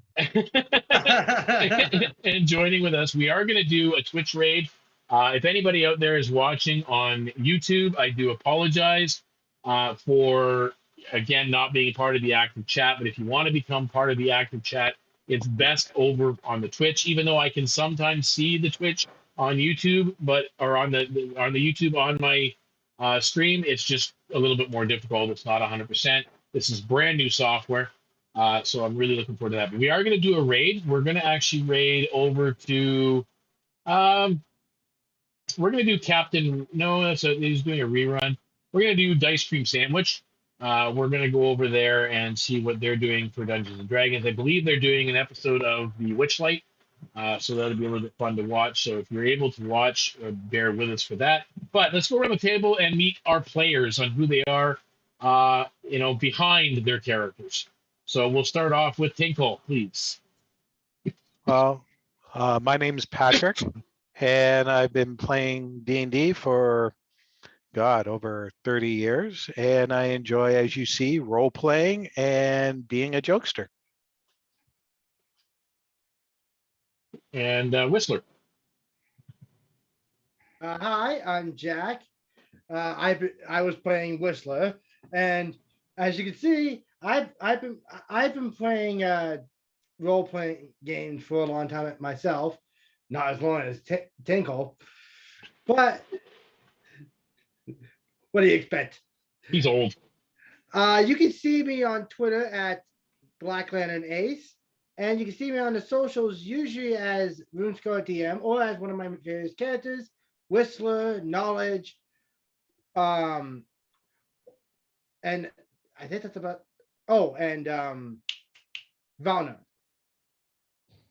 All right, you can definitely find him on the Discord, which we're going to advertise that right now, in case it didn't come up. I didn't see it come up, but there it is. If you want to join us on Discord, please click the link in the chat, and you can be part of the community. And John. I'm Rob. I've been playing D&D and other role-playing games since like the 80s. I've actually been playing with Chris since the 90s. Yeah, about there. Yep, we'll be back. All right. Yeah, it's been a while. It's been a while. And I love to bring the chaos. As you can tell. And Daksha, who are you? I've been role playing pretty much all my life with myself or my brother or whatever. But I've only been playing D&D for about 2-3 years now. But I'm absolutely loving it. And you can find me on most socials as dag_crystal for most places. Discord, I might have my names changed to whatever character I'm playing, but you can still see my dag crystal as the main name for PMs and stuff. All right. Yeah. And Gabriele. I'm Lorelai, and I was playing Gabrielle. I have also been role playing pretty much my entire life as well. And I've been off and on playing D&D since 2000. So you can find me on Discord as Grey Wolf and Facebook as Lorelai Redfern. I also enjoy chaos, so depending on what I'm playing, there may be a varying level of chaos going on. And also on my Twitch is Dak and Gray's Adventures, which we will be starting soon. Excellent. And Nachfin. I am Garrett. I was playing Nachfin Tarot, the Total Sorcerer. I've been playing D&D for about 2 or 3 years. Love it. Love it. I'm a bit of a dice goblin. I've got more dice than I can carry, so I had to get a couple of years. That happens. Yeah. Well, you can find me on Twitter at I am Theatricus, all one word. That's pretty much all I'm on, really. I'm on Instagram, but that's okay. I think it's that D&D guy on Instagram, maybe that. Follow us next week, and you'll probably learn a little bit more about what we've got going on. That's for sure. And I am Deacon Blues. Some people have referred to me as Chris. I was the dungeon master this evening, and sit at the head of DeaconsTable, as these are my wonderful friends that I have either met in real life or through online sources. I have been playing Dungeons and Dragons itself since the late 70s. I've been playing other role-playing games since the mid-80s and been DMing since the 80s. So it's just something we enjoy having. And yes, also a dice goblin. You like that sound? You like that sound? I love it. Sound. Yeah, I love that sound. So thank you all for joining us and tuning in. Be sure to tune in on Thursday evening at 8 p.m. as we do New Beginnings, our Minecraft stream. One of our Minecraft streams. Not sure what's up this one. Want to send thoughts and prayers out, though, to a friend or the husband of a friend who's going through some hard times right now and could use all the positive energy, sent that way as possible. So I want to say thank you because she did make an appearance through the channel and very glad that she did. I'm very pleased with that. So again, welcome to the family. If you're here for the first time, if you repeat, glad to see you come back. And be sure to join our Discord. Drop a comment, drop a suggestion, make some, who knows, become part of the stream. There's always opportunities going on in our Discord. You never know what's going to happen. So we really appreciate all that you guys have brought to the table as well. So with that in mind, we're going to do the raid of Dice Cream Sandwich and see what they've got going on. If you're out there, make sure you're being excellent to one another. And of course, when you're playing the games, because we all like to play, make sure, above all else, guys, you are playing safe. Bye for now, and be ready for the raid. Bye. Raid. Okay, 2. Come on, 2, 3. Tonight's mantra: get the monk drunk. Come on, 7. Ah, damn. We lost 2 of the raid. Well, that's No. Oh well. Man, That was crazy. I was trying my damnedest to get you guys out. I'm like, Whoa. gotta get the heck out. That was fun though. Yeah, it was. Oh gosh, that's good shit. All right, you did get a nice shout out on the ice cream sandwich. That's good. Nice. That's always important when you get a raid. And I We'll now eventually know get to how a to point get- where someone's going to raid us. Yeah, right. I now know how to get John to follow me. Dangle the rum bottle. Yeah, right. Yes, but now he has been burned. So who knows? So we did get up to 9 viewers on this episode. That was awesome.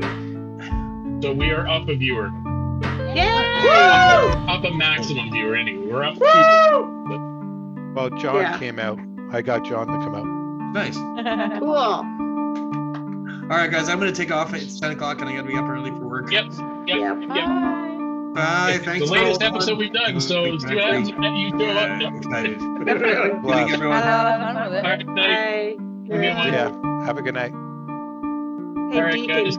Yep. is there something that I can like roll throughout the week or whatever to have her like look for valid wood or you do repairs and stuff? So Help you're out trying with to the go salvaging? Is that what you're? Yeah, intending I'm to do? looking for salvaging. Yeah, I'm salvaging.